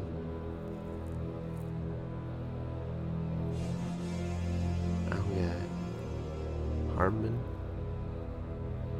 Who's he harming? Anyway, what was I talking about? Oh, yeah. He's harming Altman, is what he's doing. He hits Altman over the head with an anchor, just like, you don't love the marker, you're a jerk. And Altman completely loses consciousness, seemingly dying. And that leads us into the epilogue. Or at least part 1 of the epilogue. Because it's a 3-part epilogue. No, I don't want news articles. Get out. Epilogue, Part 1. And then it began again. It started first with a pinprick of light in the darkness at a great distance. He watched it, trying to determine if it was getting closer or farther away, but was unable to say. He watched it a long time, or what felt like a long time, until it disappeared again. Darkness, imprisoning me, all that I see, absolute horror, plain and simple, but a sense, too, of a body, of his body, the limits of it. I'm dead, he thought. This is hell. There was a long moment in which nothing happened. The pinprick of light came back again. He did not notice it reappear exactly, he just knew that it was there, and knew it had been there for a while. He watched it. This time it grew slowly larger. It was moving slowly towards him. Suddenly it became excruciatingly bright. Things began to take shape around it, a thin, silvery casing from which the light itself came. Something pinkish nestled around it, which he began slowly to realize was a human hand. A little response, said a voice, flat, uninflected. Up the dosage. He felt something, a stinging somewhere on his body. Suddenly he could move the muscles on his face. Where am I? He tried to ask, but what came out was a dim, inarticulate sound. There we are, said another voice. The light pulled back, and he saw a face half hidden behind a surgical mask. Behind it were other faces, maybe a half-dozen in all. Where am I? He asked, and this time the words came out. You're alive, said the muffled voice through the surgeon's mask. That's all you need to know. He tried to move his arm, found it strapped down. The other arm was strapped too, his legs as well. He struggled against them, arched his back. There, said the voice. You won't be able to break them, just relax. The surgeon's mask turned to address someone behind him. Go get Markov, it said. Tell him that Altman is awake. He must have just drifted off again. When he opened his eyes, there were 3 people over the bed looking down at him. Krax, Markov, and Stevens. Congratulations, Altman, said Krax. You still seem to be alive. When he opened his mouth and spoke, his voice was hoarse, his throat sore. You killed Ada, he said. No, said Krax. Ada killed herself. She started hallucinating and then cut her own throat. She wasn't strong enough. She wasn't worthy. Worthy? Altman asked. We need to have a little talk, said Markov. Altman narrowed his eyes. He watched them, warily. We've talked with your friend, Harmon, said Krax. He told us everything that happened. You sank the marker, said Stevens. Why would you do that? It was dangerous, said Altman, his voice barely above a whisper. It's not dangerous, claimed Krax. It's divine. You're crazy, said Altman. No, he's right, said Stevens. I'm afraid that's the conclusion of all three of us have reached. Altman turned his head slightly in Markov's direction. It hurt to move it. You don't believe this, do you?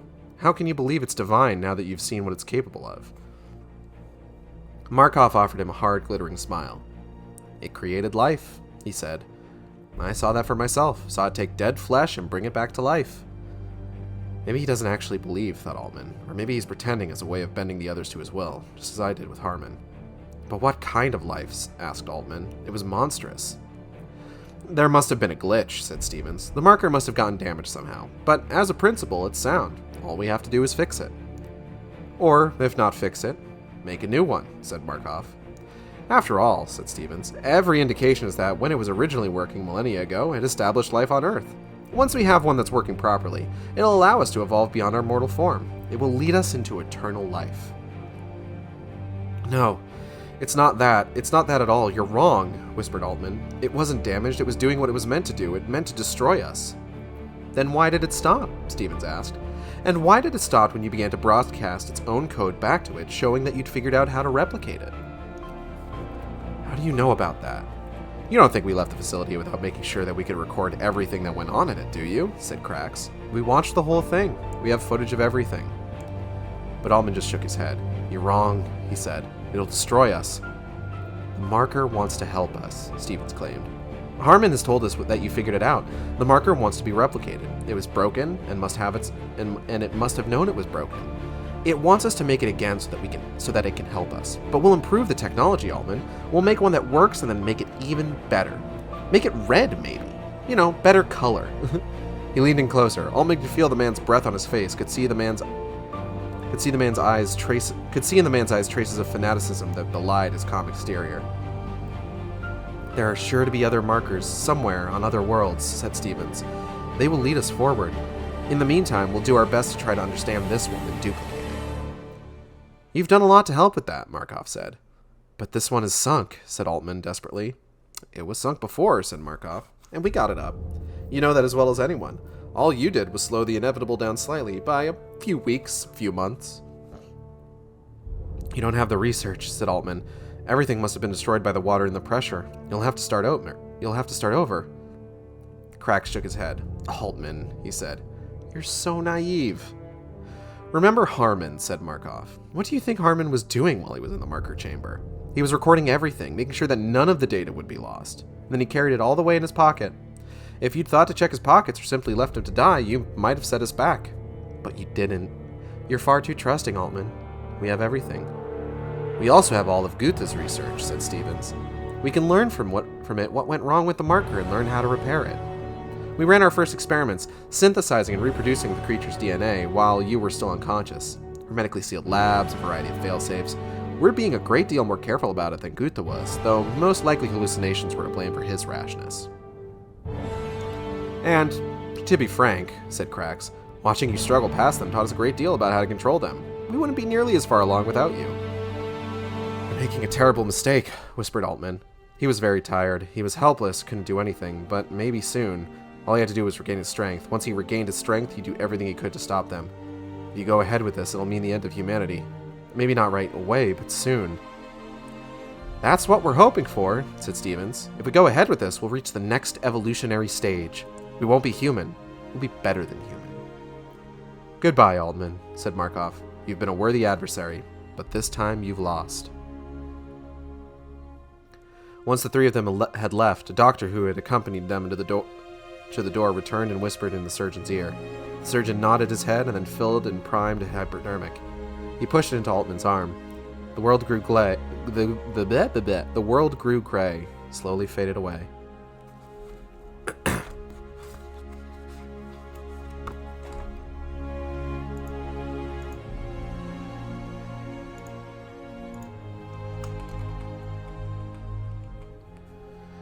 So things are not going great. Altman had managed to survive getting into and out of the floating laboratory. Got back up to the surface. And then betrayed by Harmon. And wouldn't you know it, it's not just he was betrayed by Harmon, but Harmon, whoo golly. Okay. Altman was hoping that sinking the marker would be the end of it. But, unfortunately, not only were Markov, Crax, and Stevens watching everything, but Harmon copied down all of the marker research, hid it on like a thumb drive that he stuffed in his pocket, and brought it back with him.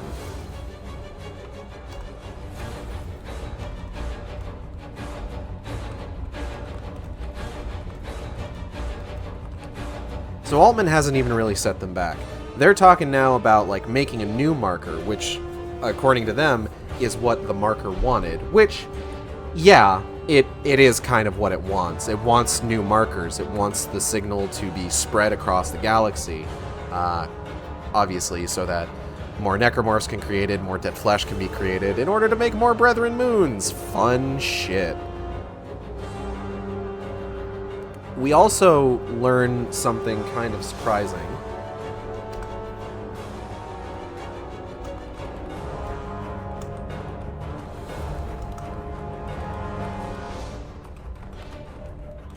Markov, Crax, and Stevens are all believers. All of them. They believe the marker to be divine, and that it's going to bring them into the next evolutionary stage for humanity.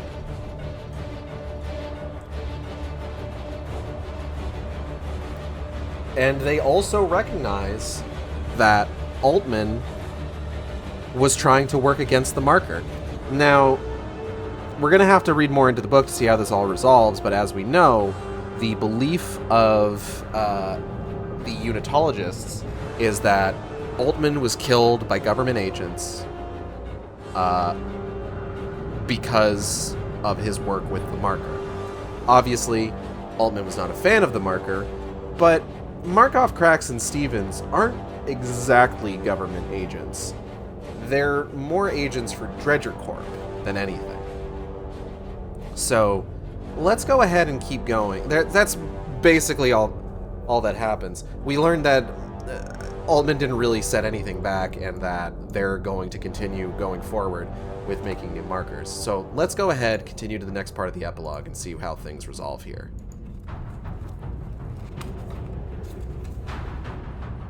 He woke up. When he woke up, he was still strapped down to a bed. He was alone in a small room, something very like a cell. He struggled against the straps, but they were firm. He slept, he woke, he slept again.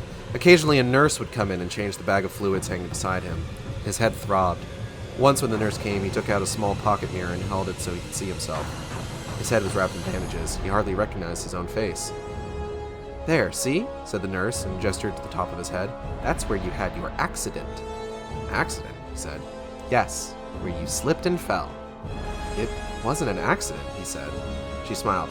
"After head trauma, sometimes things can get confused," she said.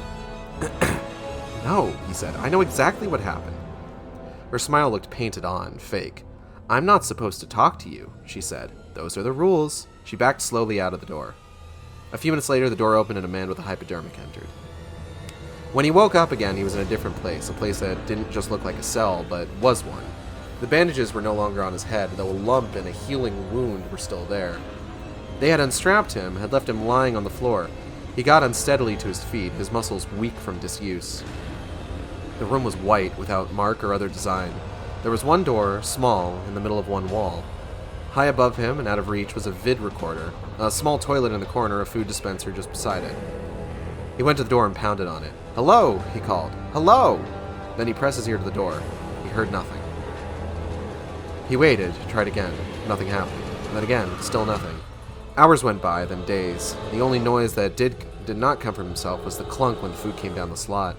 There was no way for him to control when it came, no button to push. Suddenly there was a clunk and the food was there. He saved the containers, and they slowly filled one side of the room. He felt like he was the last man on Earth. He felt like he was going mad. He withdrew deeper and deeper into himself, paid less and less attention to the outside world. Then the dead started to return, one by one, to keep him company. All the people whose deaths he felt responsible for, sitting around him, judging him. There was Ada and Field, Hendricks and Hammond, and others he couldn't recognize. It was just him and his guilt and the dead. And then he awoke to find he was no longer in that room, that instead he was sitting in a chair at a large table. His hands were cuffed to the arms of the chair. Across from him, on the other side of the table, were Markov and Stevens. "Hello, Altman," said Markov. He didn't answer at first. It was strange to be in a room with living people, almost unbearable. He couldn't believe it was really happening. "Altman," said Stevens, snapped his fingers. "Here, Altman, focus." "You're not here," said Altman. "I'm hallucinating you." "No," said Stevens. "We're here. Even if we're not, what will it hurt you to talk to us?" "He's right," said Altman. "What will it hurt?" And then he remembered Hennessy, dead from listening to hallucination. Hendricks, dead from listening to hallucination. Ada, dead from listening to hallucination. On and on and on. His eyes filled with tears. "What's wrong with him?" Markov asked. "We broke him," said Stevens. "Told you it was too long. We're real, Altman. What do we have to do to prove to you that we're real?" "You can't prove it," said Altman. "Do something, Stevens," said Markov. "He's not any fun like this." Stevens darted forward, slapped him hard, then again. Altman reached up and touched his cheek. "Did you feel that?" asked Stevens, his voice gently mocking. Had he felt it, or had he only imagined feeling it? He didn't know. But he had to make a choice, either speak to them or ignore them. He hesitated for so long that Stevens hallucination, slapped him again. "Well?" he said. "Yes," said Altman. "Maybe you're real." And as he said it, it was almost as if they became more real. But if he insisted they were hallucinations, would the reverse have happened? Would they have merely faded away? That's better, said Markov, his eyes starting to gleam. "Where's Krax?" he asked. Markov waved the question away. "Krax made the mistake of becoming expendable. What we're here to talk about, Altman, is you." "What about me?" "We had to figure out what to do with you," said Stevens. "You've caused a lot of trouble." "That stunt you pulled in Washington," said Markov. "That was in very bad taste. I wanted to kill you for that." "Why didn't you?" Markov glanced briefly at Stevens. "Cooler heads prevailed," he said. "As it turned out, they were wrong." "I'm the first to admit it," said Stevens. You were no better once you came back, said Markov. You meddled with experiments, caused a tremendous amount of property damage, did everything you could to get in the way. Once a setback occurred on the floating compound, I thought, well, they'll tear him apart and transform him into one of them, and I'll be home with my popcorn and candy watching it on the screen. But that didn't work either. Instead, you sank $1 billion research facility. We almost had you killed when we picked you and Harmon up from the boat, but Markov wanted your death to be the perfect thing. Yes, said Markov, the perfect thing. You're both crazy, said Altman. You've used that one before, said Markov. You need to come up with a better insult. Would you like to hear our plans? No, said Altman. Send me back to my cell. Stevens ignored him. Once we have the secret of the marker worked out, once we have the new marker replicated, we'll share it with the public. Until then, we'll give them little tastes, something to prepare them for what's coming. That's where you come in, said Markov. Stevens nodded. Seen in that light, you have played right into our hands. It's not enough for just us to believe. Since it's a matter of the salvation of the human species, we need to spread the belief. What better way to do that than start a formal religion? That way, when the right time comes, they'll be ready. Not everybody has to know the full extent of what's really going on, said Markov. Indeed, it's better if only a few of us really know the details, only a select inner circle. It's always better to maintain a little mystery, initiate people slowly, gradually, keep the power in the right hands. Allman found his hands were shaking. But I got the word out, he said. I went public, people will know. Yes, you did, said Stevens. Thank you for doing that. The word you got out was that the government is hiding something that the people should know about. Think about it. We've looked back over all the footage, all the interviews you did. You were conflicted enough about whether the marker was something to be feared or something to be studied, and so you remained vague. We can spin your comments any way we want. By the time we're through with you, not only will your little stunt not hurt us, you'll be considered a saint. You got the word out first, Altman. You're the one who started it all. Everyone will believe that you were the one who founded the religion. I'll never go along with it, said Altman, dread rising in him. Markov laughed. We never said we needed you to go along with it, he said. Like any prophet, you're more useful to us dead than alive, said Stevens. Once you're dead, we can let the truth, our truth, build up around you and you can't do anything about it. You'll be larger than life. We'll write histories of you, holy books. We'll erase what we don't like about you and make you fit what we want. Your name will be forever associated with the Church of Unitology. You'll come to be known as our founder. Which will allow the rest of us to stay in the background and get things done, said Markov. I must admit I find it very satisfying to think of your name leading the movement that you tried so hard to destroy. It almost makes all the trouble you caused feel worthwhile. You'll never get away with this, said Altman. Markov smiled, showing the tips of his teeth. You can't honestly believe that, Stevens said. Of course we'll get away with it. You have officially become expendable, said Markov. We've decided to donate your body to science. We have a particularly vicious death planned for you. You'll find this interesting, said Stevens. Using a variant of the genetic material that Gupta provided, we've developed a specimen that we'd be interested in having you meet. It was made by combining the tissue of 3 human corpses with the DNA. We've named it after one of the corpses. We're calling it the Cracks. The results, I'm sure you'll be likely to agree, are rather surprising. Altman tried to lunge across the desk, but succeeded only in turning over his chair. He lay there with his face pressed against the floor. After a moment, Markov and Stevens got up from their chairs and heaved him back upright. Cracks, by the way, was lying to you when he said he didn't kill your girlfriend, said Markov. What was her name again? It doesn't matter, I suppose. He did kill her, a generally inconsistent character, which is why he became expendable. Altman didn't answer. So, there's your motivation, said Stevens. Revenge. Kill the Cracks, Ada's death will be avenged. Should make for a good show, he smiled. It seems fitting, doesn't it? An appropriate way for you to meet your end. Who could ask for anything more? You may think we're going to throw you in there defenseless, said Markov, but if you think that, you're wrong. We have a weapon for you.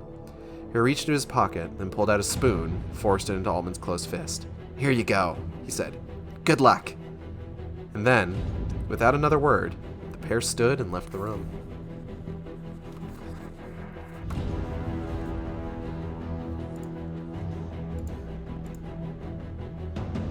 So, kinda big. I'm getting a little lightheaded. I might need a bit more food here. Kinda some big, Resident Evil revelatins in this chapter, huh? Let's talk about it.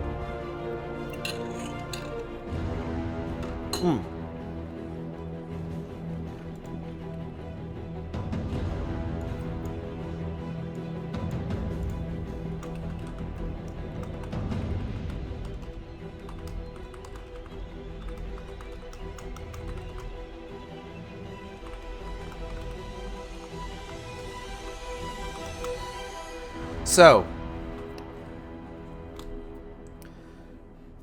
Cracks, well, not Cracks anymore, but Markov and Stevens, they said it.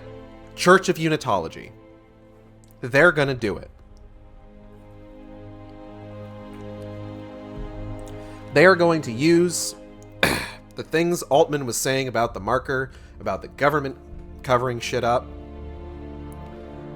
to build this new religion around excuse me, around Altman's name, making him seem like the founder. And they're going to kill him in order to cover it up. Now, this is an important thing to note, because all of the Unitologist doctrines, all of the history that Unitology pushes, all tends to say that Altman was killed by the government. Assassinated, even. But no! Altman was killed by the dudes who started the Church of Unitology.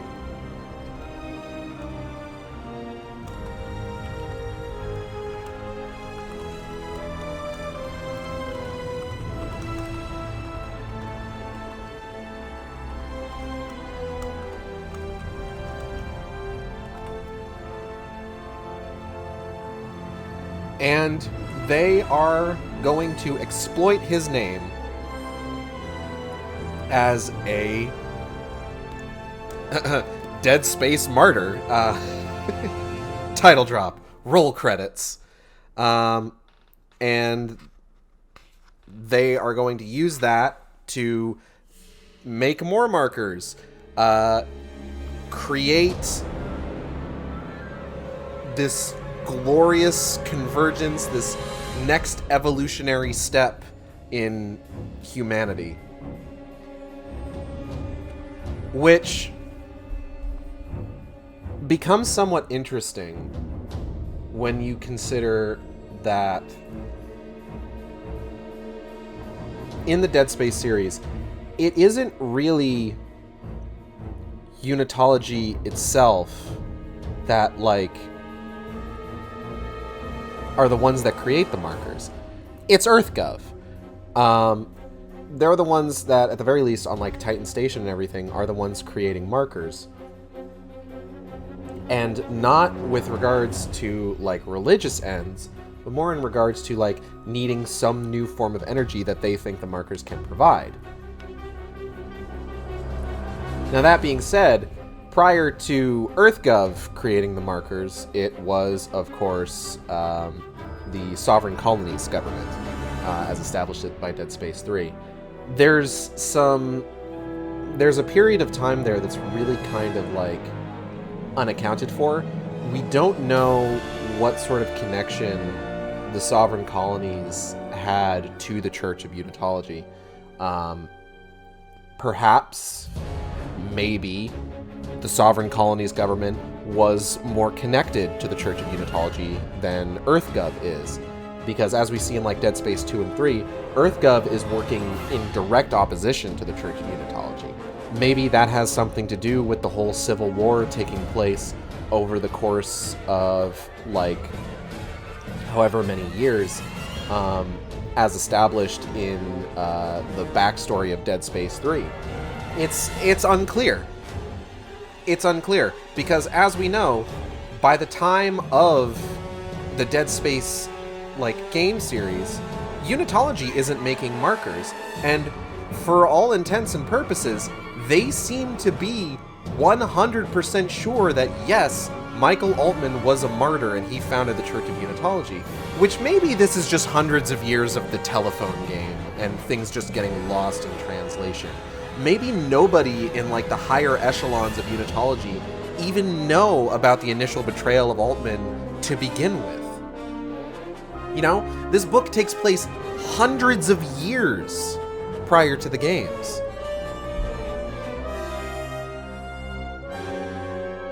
So like, in that sense, if Unitology was like, you know, kind of hand in hand with the Sovereign Colonies government, maybe there is some truth to, like, Altman was killed by government agents in that context, because if they were, like, one and the same, then, yeah, I guess technically they would be, huh?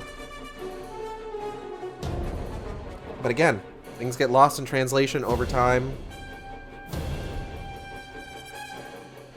And these days, like, EarthGov is the one making markers, not the Church of Unitology. Church of Unitology finds the experiments with markers to be blasphemous. Like, and they're prepared to get militant about it. Like, Danik is 100% a true believer in Dead Space 3. Like, he is neck deep in the Kool-Aid, you know?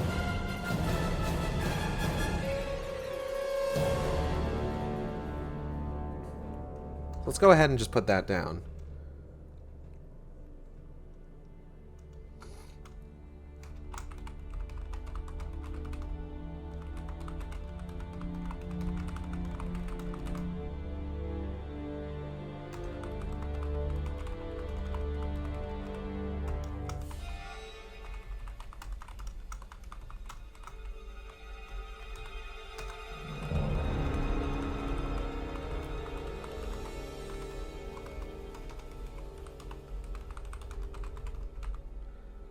So this conflicts with what's established in the main series, but there's an unexplored span of time of, like, hundreds of years.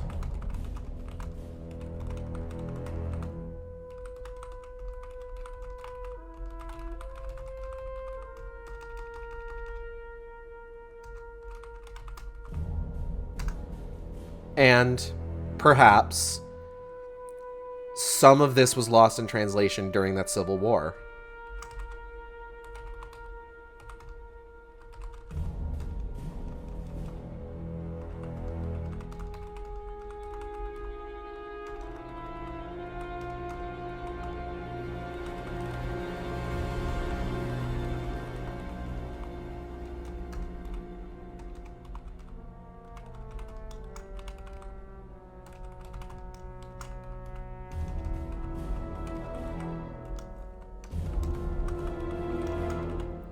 So, who can say? We may never know, honestly. The second Dead Space book, from the sound of things, doesn't give any sort of, like, additional context to any of this. And Lord knows it is a period of time that is not covered in any of the games to any real extent. What with the various files and documents found in Dead Space 3 being entirely removed from anything happening on Earth and focusing almost entirely on everything going on in Tau Volantis. So, we may never know exactly what happened that brought us from the scheming, conspiratorial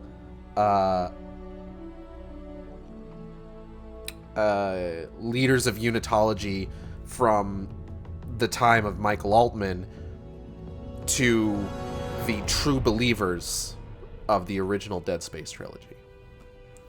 So on that note, let's go ahead and finish things off. Epilogue Part 3.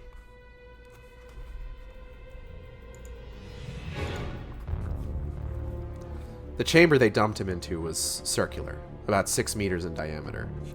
They pushed him through a pressure door and had left him there, gripping his absurd weapon for too long.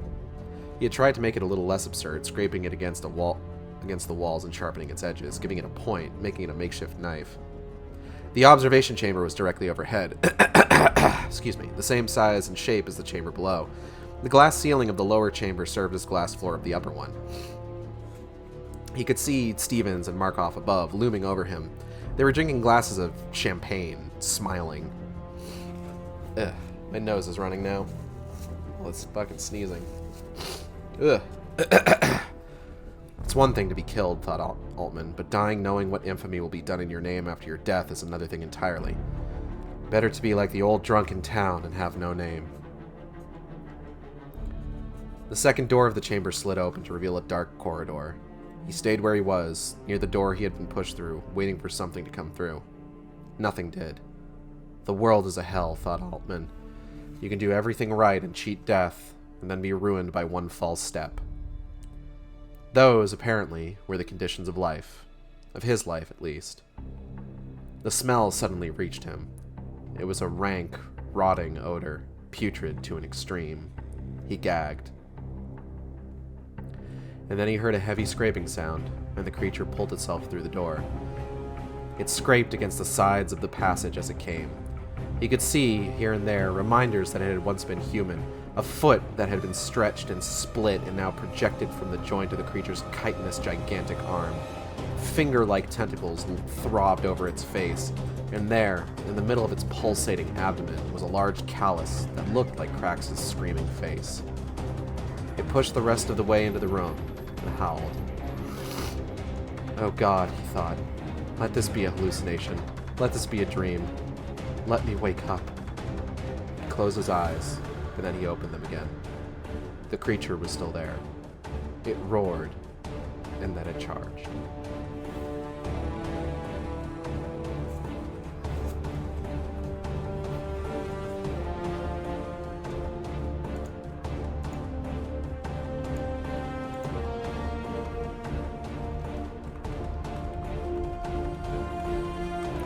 So Altman's fucking dead.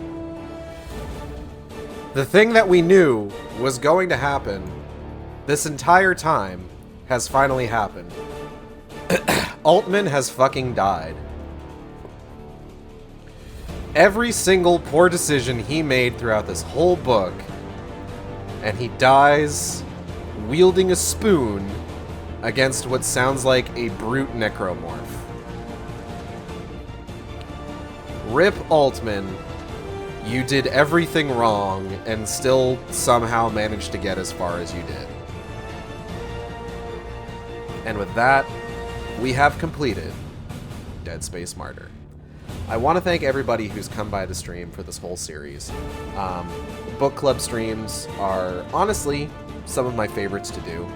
I enjoy sharing these books with people.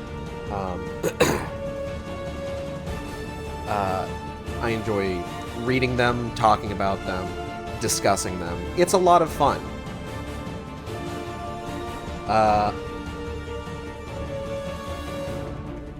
Excuse me. And this one in particular, like, I really like Dead Space Martyr. I think it's a pretty good book. I believe I might have mentioned it really early on. It's written very simply. It is not a particularly complicated book on, like, a structural level.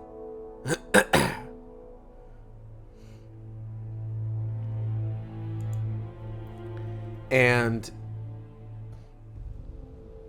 that is not necessarily a bad thing. It makes it a very easy read, honestly.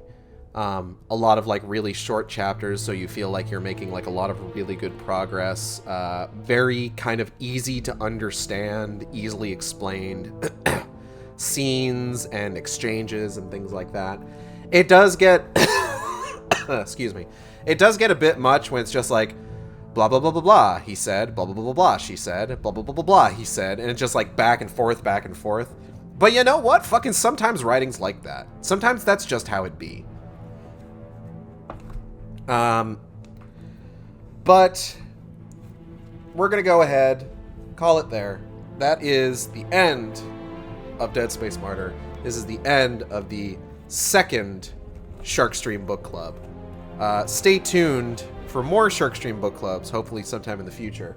I've got plans to do the BioShock novel, BioShock Rapture, and then I also want to do a more, what's the word I'm looking for? Traditionally styled book club, where rather than like read through something, it's just like, okay, we're gonna read through this over the course of the week, meet, discuss what happened, recap what happened, and I want to do that with Archie Sonic, because I think that would be a lot of fun.